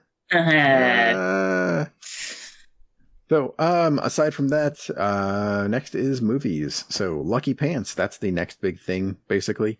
If you don't know about it, hunters have these, and it's basically I watched a Fallout video, and he used Crimson to basically one-clip a champion. Jeez. Okay. And then, what was the other one? Ariana's Vow, like 4-shot a champion. Really? It's working that good, huh? Yeah, a little bit. About time, hunters get some love. So, after that, there we are, the Bombardiers. And then a tribute to Anarchy, RIP Anarchy. I miss you. I don't know. It's still okay. I mean, it's really good on champions, not so good on bosses anymore. But then there is art, and they do a little interview with Deborah Wilson, who is the voice of Sabatune. I saw that, yeah. So I'm looking forward to seeing more about her and, what Sabatune gets up to this season. Very cool. Yeah, I saw that interview. It was very nice. Nice little touch at the end. Yep. There we go. And I think that's the world's longest TWAB. Oh, my gosh. So God bless Two Titans and a Hunter, because they're going to have like a 5-hour show. Oh, my gosh. Yeah. So I think what we should do is, what's the over-under? What do we want to say? Good point. Good point. I'm going to say... what's the bar? Well, let's go with this. So, Jealous, pick a time. How long do you think the episode's going to be? Ooh, they might go. I'd say an hour and a half alone, at least on trials. Ooh. Okay, but I mean overall, their whole show. Oh, I'll tell you this: their show is usually 2 to 3 hours. Just so you know. Right. The usual show. They might have to split into 2-3 hours. I would say a total of 6 hours have got to be put into it. Wow, 6 hours. So you're going over. Okay. Oh no, he's saying 6 hours. So, do you think it's going to be less than 6 hours or more than 6 hours? It's going to be less. Less than 6 hours. I'm going under. Like I said, they might split it into 2-3s. I don't know if Night Demon wants to do 2 parts. He likes to just get it done. We'll see. It's his show, so. I think it's probably going to be a little bit less than 6 hours. Just really? Wow. Yeah. I think it's going to be significantly less. I'm going to, if I was to guess, I would say it's going to be a 3 hours and 50 minute show. Oh, wow. I'm saying easily like 4 hours and like 59 minutes. Night Demon's good at getting it edited down, so it depends. It depends. And, they read everything. I know, but it depends if Respawn gets into a rant or not. That'll be the decider. Well, his rant will basically just be people like, he'll be like, why didn't they do this sooner? So, yeah. Love you. Well, hey, Hazel. Thanks, man. Thanks for digging through that. We try not to interrupt too much. But yeah, I think DMG even tweeted that that's going to be the last of the meaty twabs for a little while. So I'm kind of happy because now we can move on to community questions, right? This is the fun times. It's like that transition. See, I can do it too. Yeah. All right. We're doing it right after this.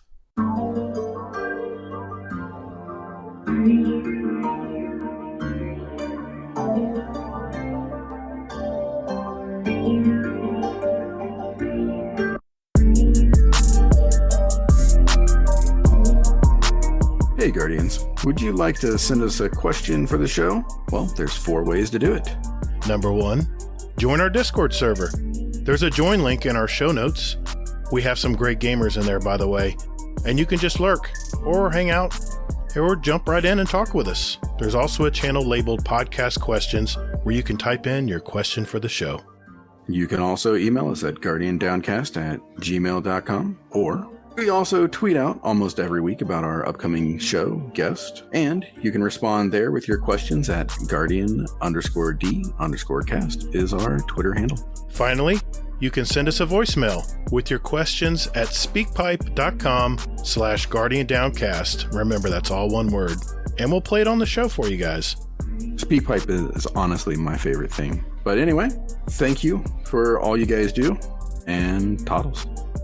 And later, Guardian.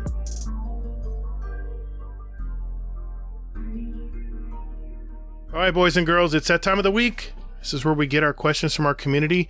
And we are going to start with 2 speak pipes from, of course, Uncle Scumdeath. He is at the Silverstone Raceway watching the MotoGP this weekend. So let's play the first one right now. Hello, Scumdeath here. Question for the show. What's louder than this? Thank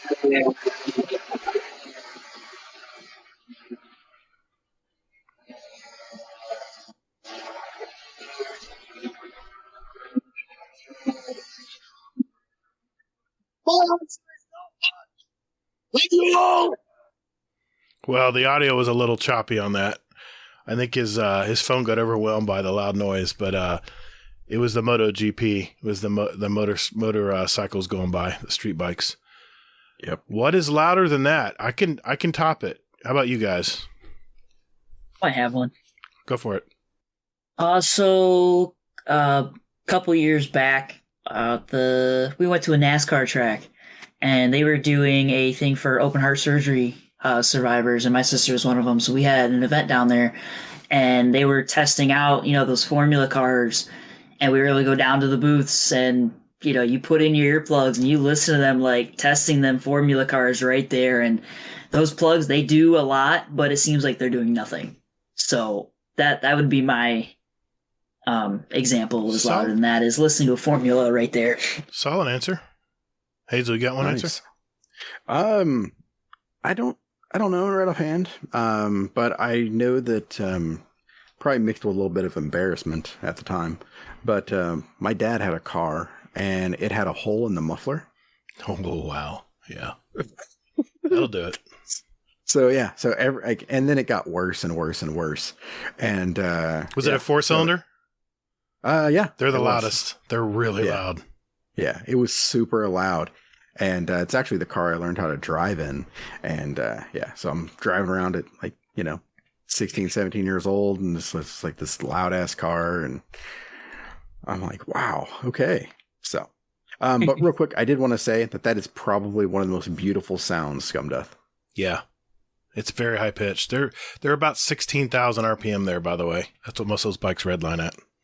I used to have a Gixxer 600. It redlined at 11,500, 12,000, I think, if I remember correctly, but they can whine a lot higher than that, especially the race mods. Yeah, I've got something probably just as loud, if not louder. I've actually got two things. The first one is I actually drove a NASCAR on Daytona 500 track in Daytona Beach. For my 40th birthday, my wife bought the package where you literally drive at 160 miles an hour, I think it is, around the track. Yeah, you had to wear earplugs and everything. It was so loud. By the way, it's a 4-speed manual in those cars, and it's like a 350 Chevy engine. They just have them really tall gears on them where they really take a long time to get up to speed. But once you get them up to speed, they are loud. And probably even louder than that was at my raceway in Bithlow, which is on the outskirts of Orlando, is where the drag racing strip is. There was an RX-7 with a rotary engine in it with an open exhaust. I had earplugs in, and my ears still were pierced. It was so loud. And he had a turbo on it. Made it even screech even higher. So if you've ever heard a rotary engine at about 20,000 RPM, I'm thinking, maybe not that high. Probably like 16, 15. It was just crazy. Just insane high. So, but yeah, I envy you, Uncle Scumdeath. That's, hope you had a great time this weekend on that, man. That sounds like it was a lot of fun. All Definitely. Right. We got another message from Uncle Scumdeath here. We're going to play it right now. Hello, Scumdeath here. As you know, we've been at Silverstone. We're watching the motorbikes practicing this afternoon, and we've come back. We're walking back to the campsite, and one of the security guards has come up to me and said, "Hey, there's a chili competition going on, chili eating competition. Do you fancy trying a California Reaper?" But yeah, I'll have a go. So I had a chew on it, and it's just ruined me for about the last hour. My whole body shut down. It's been a nightmare. And obviously I won't be joining the chili competition. So my question for the show is, what's the stupidest thing you've done on a whim? I should have said no. He asked my brother first. He said no, and I should have followed my brother. Oh, God. Well, I'm going to try and cool it down with a beer now. So love you all. Bye. Thank you, Uncle Scumdeath. Ooh, a California Reaper, man. That is a lot of pepper. That's way above my scale. All right, so his question was, stupidest thing you've done on a whim. Oh, boy. Where do I start? You got one, Jealous? No.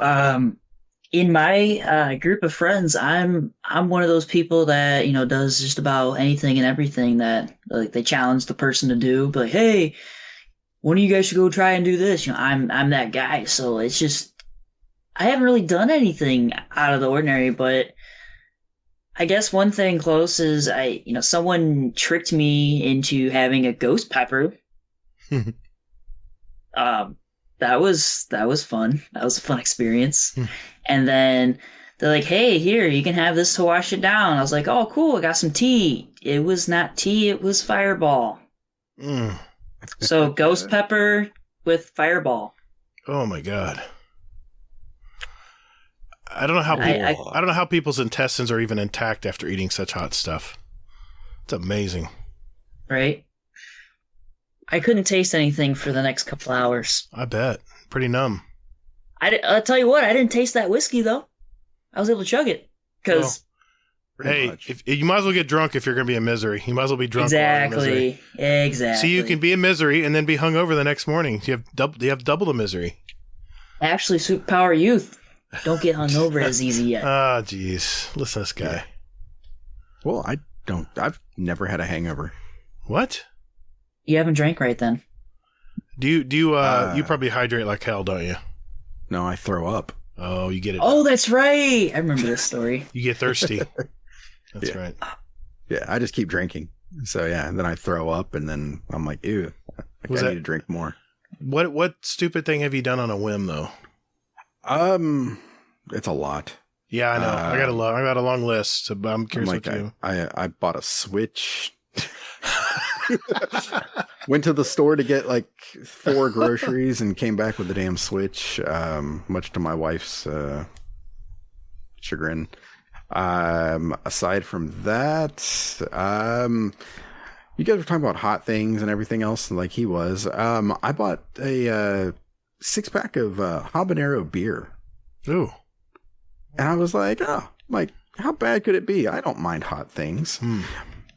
Yeah. It had just a lot of heat. A little bit after effect after drinking it? Did it build up after you drank or immediately? No, it was the after taste to it that really got you. It didn't burn in the beginning. It burned basically going down. And so I had that, and actually I drank one during the podcast, and after it I went ahead and went to bed afterwards. Ooh. And that was not recommended because your stomach wasn't ready for bed. No, it was not. And I woke up pretty much with the quickness and pretty much stayed up for a little bit. Oh, I remember those days. I'm so much better with my stomach now. I've done all the typical stupid crap like buying cars and bringing them home from the dealership. My wife using the F word. I've had plenty of those times. That's just part of growing up and being married. But I would say when it comes to mind, there's a ride at Universal Studios called Dr. Doom. It is a ride that supposedly shoots you up in the air and then slowly glides you down. So I went on and said, "Oh yeah, I can do up, no problem. I have no fear of speed at going up." And I got in it, and it slowly was going up. I'm like, "Why is it slowly going up? Is this like a test run or something?" And then as soon as the next sentence came out of my mouth, the bottom dropped out, and it just dropped like a rock. And I was like, "Oh my God!" I don't get sick very often, and I was pretty close to getting sick on that ride, and I'm never again going on that damn ride. And my wife tricked me too, because she knew it went down. I thought it was shooting up, because I'd always see it, from the Hulk coaster, you'd always see it, and it was kind of going up, kind of medium speed. It's like, oh yeah, that's like a little sightseeing one. Yeah, that's cool. No, it's like, it's like a lot of these rides that just drop. Freaking gravity. That's awesome. That would be my stupid thing on a whim. So, all right. I say we each take 2 questions out of podcast questions in our Discord because we had such a long twab tonight. So let's do that. And who's up first? Okay. I got one. This is from Sneaky Snake. Question for the show. What is the weirdest or most convincing spam call you have ever gotten? Mine was them telling me my social security number was suspended. Kinda sucks that I don't exist anymore, but nice that I don't need to pay taxes. Jeez. Oh, man. Hazel, you got an answer? Spam calls. You might know a little bit. You might know a little bit about this. I don't answer my phone. No, I meant from your youth. You used to be in that kind of job, didn't you? In a call center? Well, yeah, but I wasn't like... It wasn't a scam. It wasn't a scammer, right? It wasn't a scam, you dick. Yeah. Yeah, that was I had a job where I scammed people. It was fantastic. I'm thinking of a movie. Sorry. Oh, jeez. Sorry. You were helping people. Gotcha. Yeah. Wow. Okay. Oh my God. Jeez.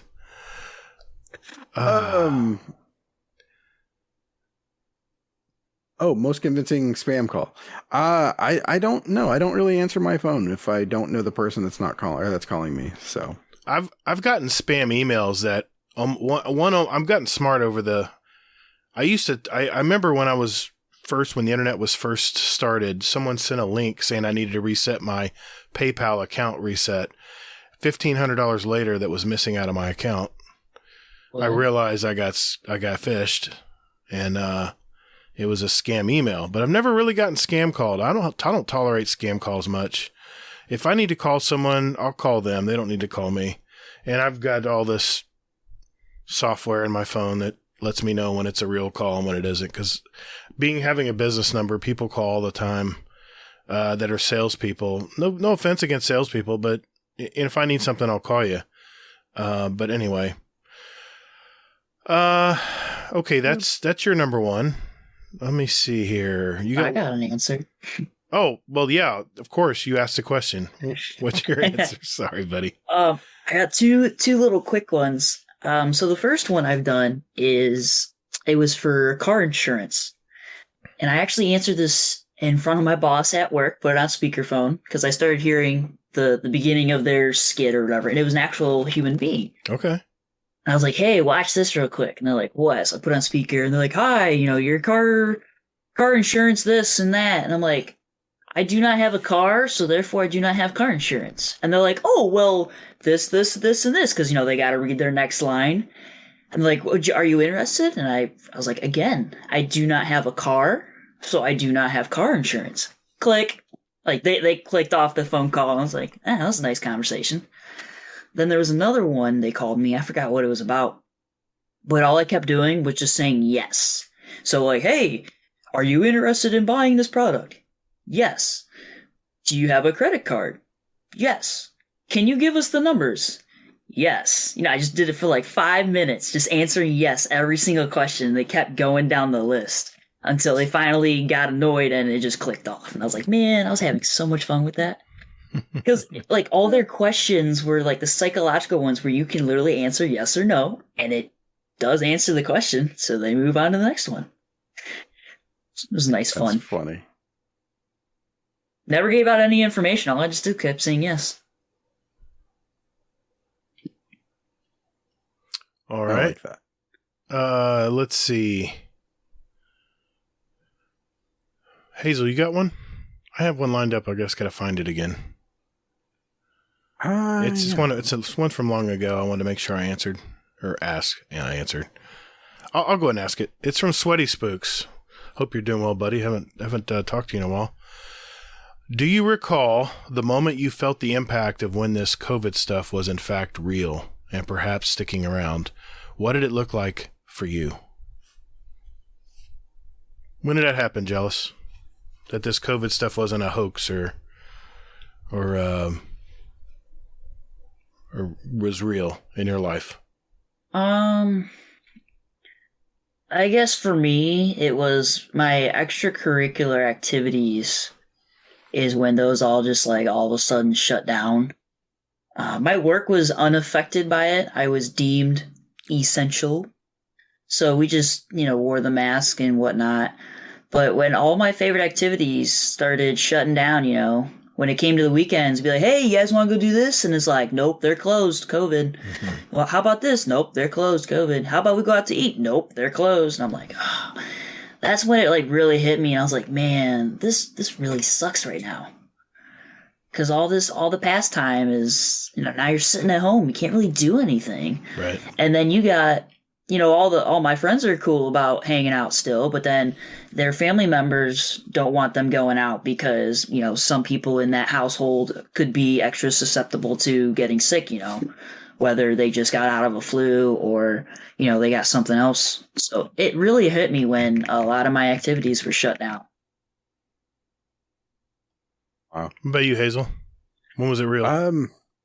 It was real for me when, so my wife, she used to work for a pharmacy, and she was just like, hey, it's this thing is going around and everything else. And she's like, we're doing like temperature checks before we even go into the building. I was like, damn. I was like, that sucks. I was like, we're not even doing that. And then, probably the next day, I was going into work and they were just like, hey, we're going to do a temperature check. And I had a temperature of like 99 or something like this. And they were like, yeah, you can't come in. Oh.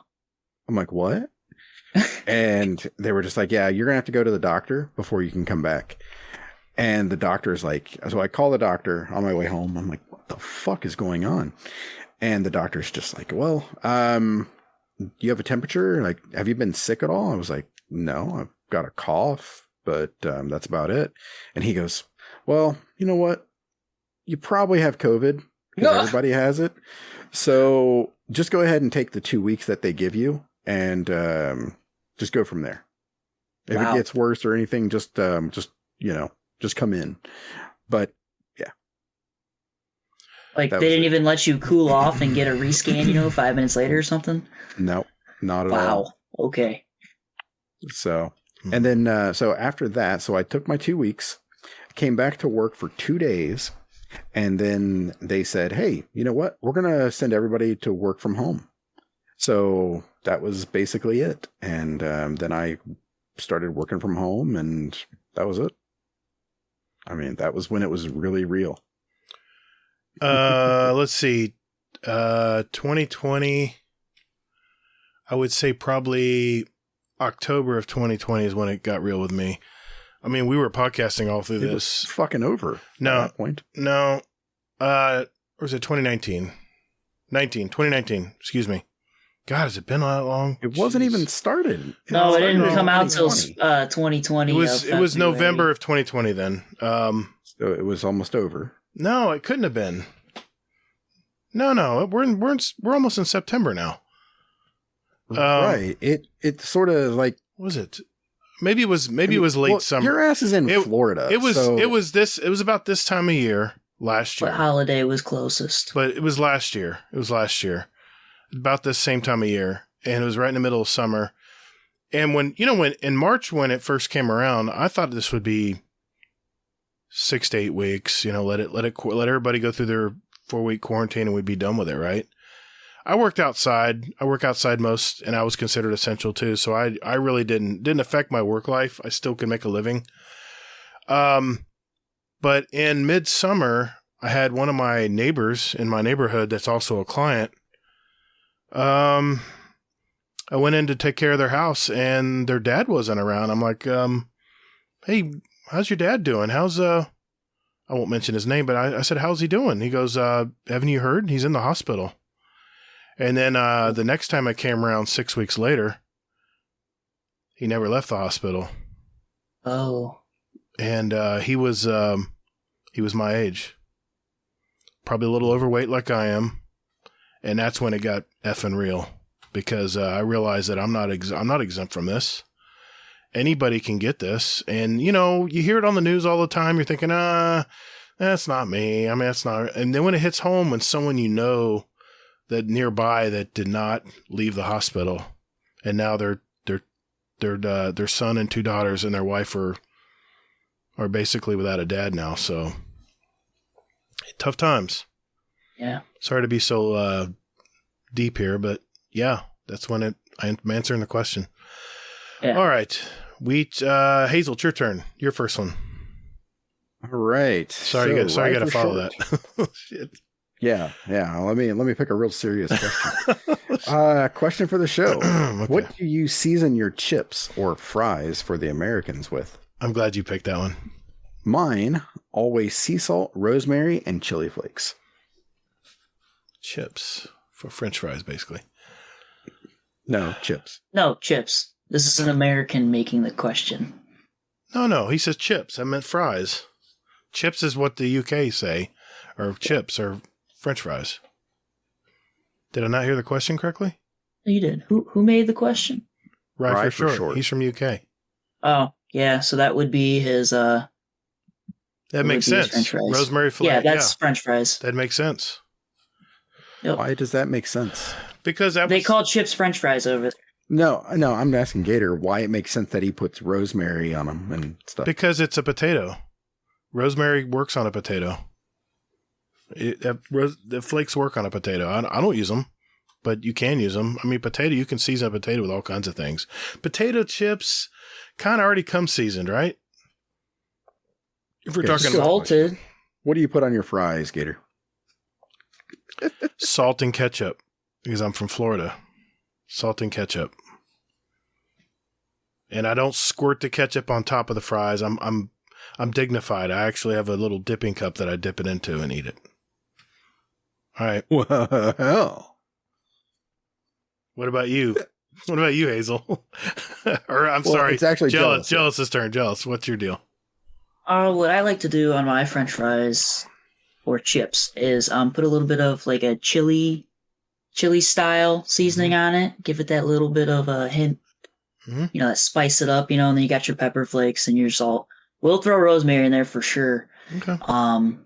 And then if I'm really feeling it, then we'll sprinkle some hot sauce, or we'll get a dip of hot sauce on the side of that. Okay. God, I need a cigarette after listening to that. That sounds fucking. Can't do the hot sauce. Not me. Yeah.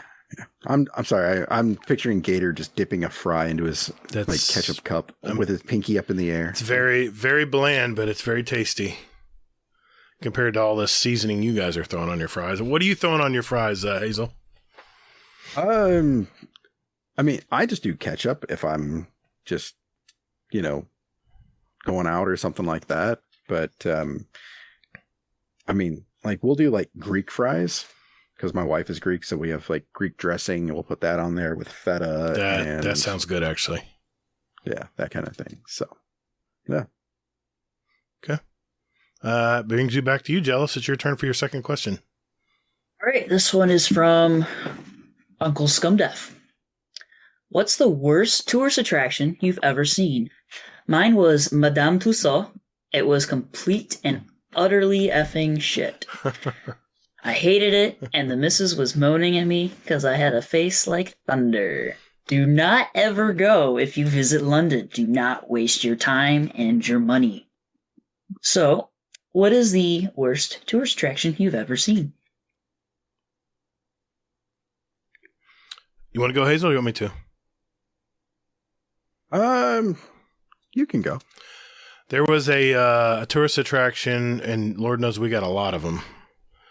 It was a highly produced tourist attraction. It wasn't just like a gas station, mom and pop thing built on the side of the road.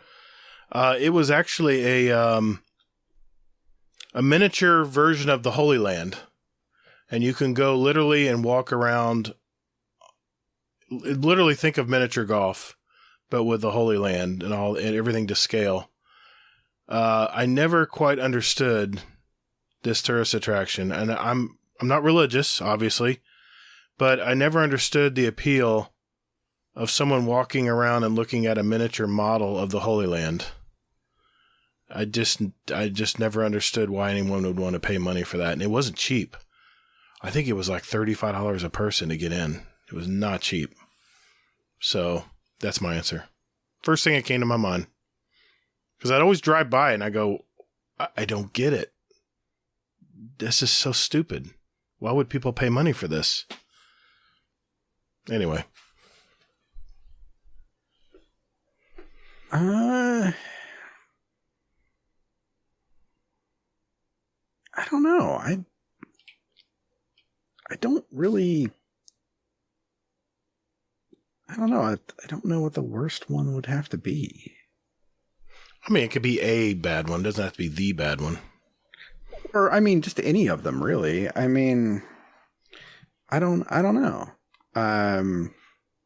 By the way, Holy Land's closed. It went bankrupt. TLDR. I mean, I don't know. I'm just trying to think because the places that I've been to have all been. Okay, maybe the Rock and Roll Hall of Fame. Really? Yeah, I went there and I was not. That's a place I've always wanted to visit. I was just not impressed with it. I was expecting a lot more. Really? And is it very big? Is it? I think it's like 2 stories, right? Like a mall. It's like I think it was maybe like 3 stories because they had a Beatles exhibit when I went. I got you. And it was like up in this like little like round attic-y kind of place. Got you. So, yeah, I don't know. Just really kind of meh about it all. Okay. All right.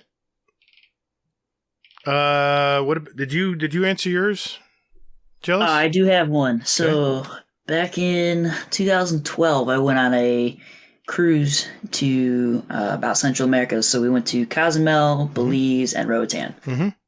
And you get your excursions. In Cozumel, we had a rock climbing excursion. So, we're paying some buku bucks for this excursion. But what this rock climbing course was, you had 4 towers that were 20 yards apart from tower to tower with like a bridge connecting them in between. And I was like, man, I could have just went in the woods behind my house and just swung from tree to tree. God almighty. Isn't that something? I've been on a couple of those tours in Cozumel, and you're literally in like a small crappy van going through crappy neighborhoods. You're like, what am I looking at here? And the whole time, these people are like, happy, happy, happy. Yeah. I'm like, like not spend happy. more money. Happy. I'm not like, happy. nah. You want a tip? I got a tip for you. Right. Go get another job. This business sucks. Yep. Oh, man. All right. We've all done one, right? Oh, no. Jealous has gotten his 2. So that leads... you want to go or you want me to? Go for it. All right. Because Not Arf challenged me to read this question. I'm going to read it. Oh, God help us. I might know what this one is. Question for the show. Should I post questions about pegging in the life section, sports section, or get your ass up fitness challenges section? and then he prefaces, or actually afterwards says, Gatr, I fully expect for you to live up to your word. As you always say, you read all the questions in the podcast. I've banned that word in my vocabulary now, so I don't know where to put it. What word? I don't remember. I forgot already.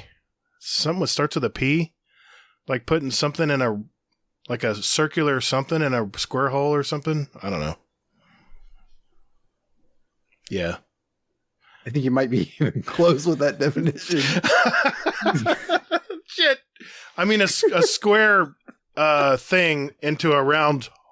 Oh, shit. Oh, there you go, Mo. There's your, you got some sound bites now. Ouch, yes. Bow wow. Unbelievable. Yep. So let's leave it at that. Yeah. I challenge accepted. I read the question. There's my second question. Nice. Real quick, you shouted out Mohafo. I want to give him a shout out as well. Yes, please do. He is doing something fantastic. So check him out on Twitter for sure. Because what he's doing is he's putting out like little clips of our show, and he's talking along with it. So it's so pretty awesome. Funny. It's so funny. Yeah. Where can I find Blind Well one? The Blind Well one was fantastic. I've been retweeting them because they're fantastic. Yeah. It's glorious. It's Mohafo. Mohafo. Mohafo. Is he posting them on like Twitter or is he on YouTube? Yeah, follow him on Twitter, and he's in the UK. Yeah, one of our cousins across the pond. Yep. Good guy. I've raided with him. He's he's really good at raiding. Great raid partner. Yep. All right, take us out, Hazel. All right. I unchecked a couple questions that we answered during the course of the show. Like, what are our thoughts on? Yeah. Like Crucible. I think we've already, that was from Warcry. Warcry, yeah. Hopefully we answered that when we were talking about the changes to Crucible and Trials. Yep. Okay. So I guess I'm going to follow up a question for Right for Short. Question for the show. Why does Hazel Rex, a.k.a. Mr. Diamond, drink bad beer? Because you're thirsty? Pretty much, yeah. Exactly. I mean, that's because it's the only way I can deal with Gatr. That there's Crucible juice and then there's podcast juice. Yep. It's podcast and then juice. There's Beetlejuice. Oh, don't say that 3 times either. Beetlegeist. What? Don't say Beetlejuice? Mm-hmm. All right. Hey, everyone. If we didn't get to your question, don't worry. It's not going anywhere. Not ARF. We do keep them pinned, and we will save them for a future show. We just love that you guys think about us enough to drop us a question when you're thinking about it. So if you are listening and want to drop us a question, there's several ways to do it, which probably one of our ads in our show will tell you. But just to reiterate, you can email us at guardiandowncast@gmail.com. You can hit our Speakpipe, which we really love those. And that's speakpipe.com/guardiandowncast, all one word. And of course, you can join our Discord and put them in our podcast questions channel where we pin them for a later podcast. So thank you everyone for throwing those questions in. And without further ado, Mr. Elmer Fudd, take it away. Guardian Downcast. Guardian Downcast. Yeah. Guardian Downcast. This is an intro. Guardian Downcast. Guardian. Not copyright. Guardian Downcast. All right, ladies and gentlemen, it's the final part of our show. This is where we get to add songs to our playlist. And if we were asking, well, what playlist might that be? It's called the Guardian Downcast Show playlist. We have it on Spotify, and there also is a link in our show notes for one that matches it on iTunes. So we now have 774 songs on this playlist, 55 hours and 18 minutes of music representing all of us and all of our past guests since the inception of this podcast. And sometimes I'll even put some music videos in our music and TV segment, which probably channel, which will probably be changing soon. I think me and Hazel are going to do a little surgery to that channel. So let's start with Mr. Jealous. And you added like 8 songs. Which one are you going to pick? Which 2 are you going to pick tonight, man? Well, that was the hard decision I had to make all week, because there's just so many songs that you want to add. There is. Share your taste with people. Sure. But you only get 2. I mean, some shows only give you 1. I mean, it's like, I don't know, what are we in, Russia?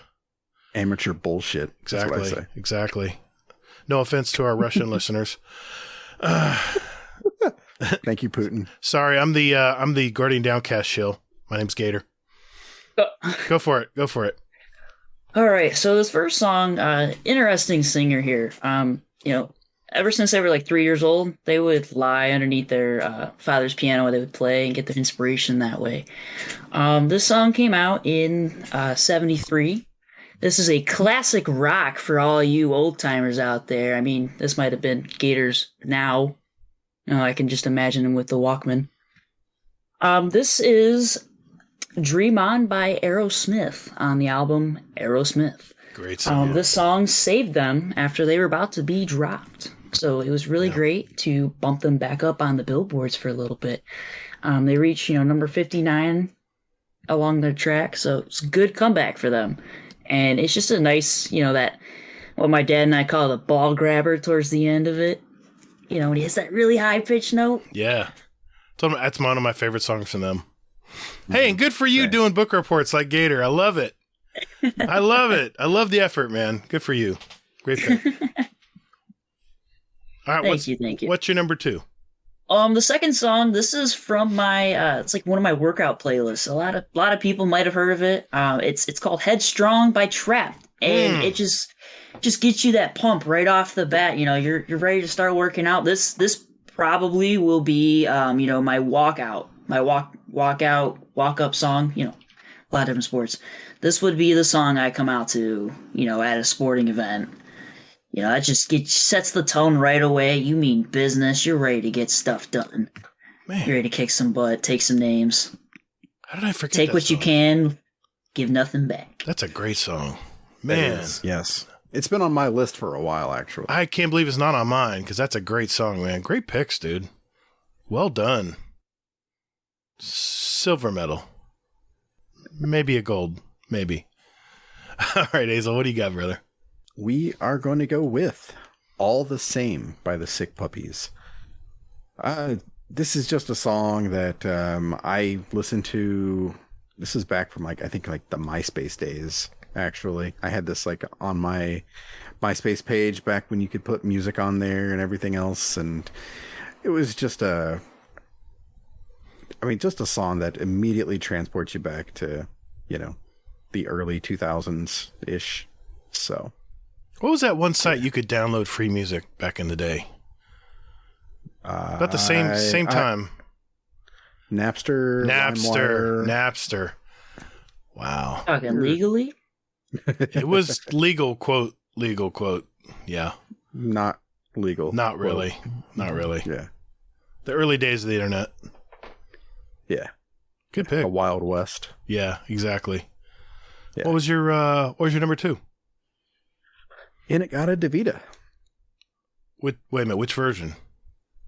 The 17-minute glorious one that Oh. when you listen to it, it's just fantastic. Okay. Nice choice. All right. Yeah, this was actually from struck me because I was watching Titans and they have this in there in one scene and I was like, oh, I was like I need this. That's why I added the Doors last week. I heard it playing. I was like, oh, it's got to be in there. Yeah. Who sings that song? Iron Butterfly. Yeah, I know. I'm looking at it right now. That's a great song, man. Just make sure you're on a long hike when you listen to it, Fluffy. Oh, jeez. Yeah.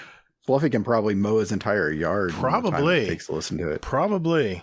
I don't know. My yard's it's close. All right. Thank you, sir.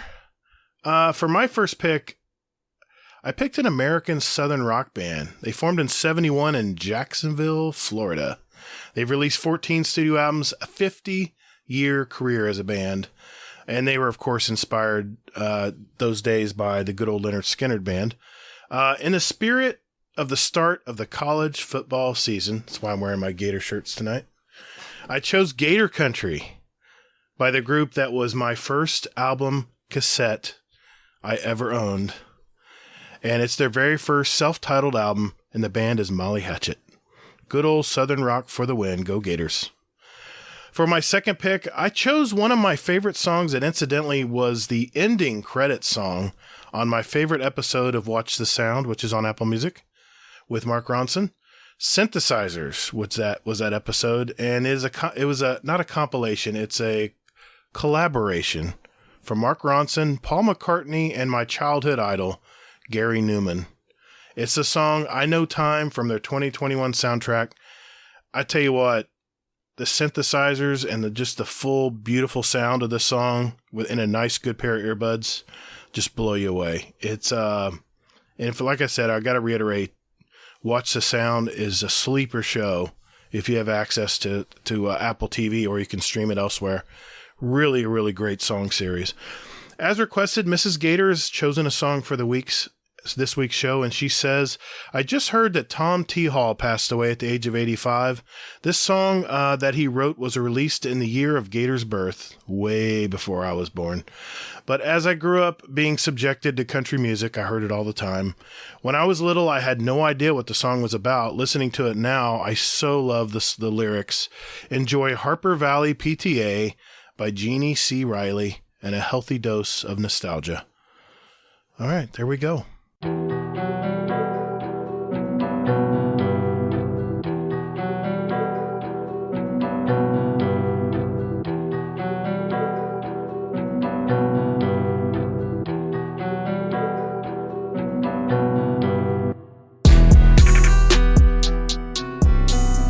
Well, everyone, we thank you for listening. If you got to this far in the show, if you like what you're listening to, do us a big favor. Spread the word out there. Hit that share button on whatever podcast app of choice you use. Yeah, that's how we grow. That's how we spread the word to all you Destiny fans out there. And hopefully, with our little lighter take on Destiny, you'll be entertained by us guys on the podcast. Well, that's a wrap, guys. Jealous, brother, thank you for coming on tonight. You're always a treat, man. We really appreciate you coming on the show tonight. Is there's somewhere people can contact you, or if you want to share your contact information? Yeah. So right here in the Discord, you can follow me, Jealous. If not, you can follow me on the Twitter at Jealous as well. Same thing on my Instagram, kind of branding that across a lot of my platforms here. Okay. If you don't find me with just the Jealous, add the numbers 437. So Jealous 437. Remember, that's JELLIS. And don't get too jealous now. Now, do you still have your Jealous Gaming channel? Yes, I do. But I haven't been doing that for a bit. I took a step away for the summer. Sure. Well, game season starts back up, you'll be back on it. I think we had you in our live notifications in our Discord as well. So thanks, man. Yep. Thanks for having me. Always a treat when you come on, man. Really is. Yes, it is. Hazel, where can people find you, sir? All right. Anywhere and everywhere, Hazel NT. And just a quick question. Yes, sir. You were mentioning that we pen questions and things like that, and that we never forget them and things. Would you say that we have those questions pegged? What's that word mean? I don't understand what you're talking about. You can find me on Twitter at Todd the Gatr. Remember, that's Gatr. You can find me on Steam and PS4, Gatr, Gatr, all caps, and don't forget those underscores. I'm also on YouTube, Gatr-Guardian Downcast, where we actually post our episodes every week. If you like to use that platform to listen to podcasts during the day, you can find us, of course, on whatever podcast catcher you have out there, or you can just go to our website, guardiandowncast.com. And all our contact information's on there, so that's probably the easiest way to go. And before we leave, we of course have a Scum Death's Corner. Hello, and welcome to Scum Death's Corner. We're trackside at Silverstone. And here come the bad boys. Have a little listen to this. Who want it? Have a little listen to that, lad. Check out this. Come on then, let's go, boys.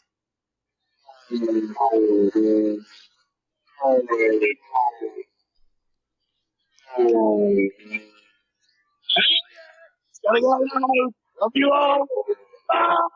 I think we're gonna have to give Uncle Scumdeath an external mic. his phone just gets blown up with all that sound. It just can't take it. It's like his phone says, no, I'm out. I mean, it helps when he's shouting because you can hear at that point how loud it is because he's drowned out. It is crazy. It is really crazy. Hey everyone, continue to be safe out there, and more importantly, take care of one another. Guardians are measured by their ability to come back from defeat. So stand. Fight! Thank you all so very much for listening. And later, Guardian. It toddled? Slap that bread with some jelly. Very nice.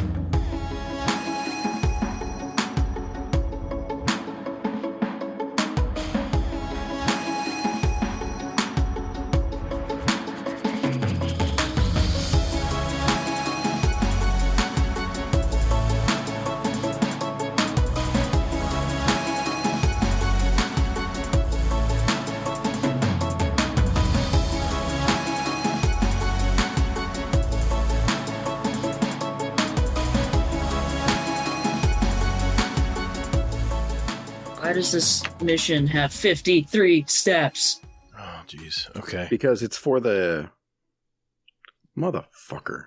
It's for the motherfucker? Got it. 102 messages in Destiny channel? Oh my god, you would have to add a lore channel. Now I'm going to deep dive in all this stuff. I'm going to get sucked in this channel alone. Don't even start looking at the lore, man, because...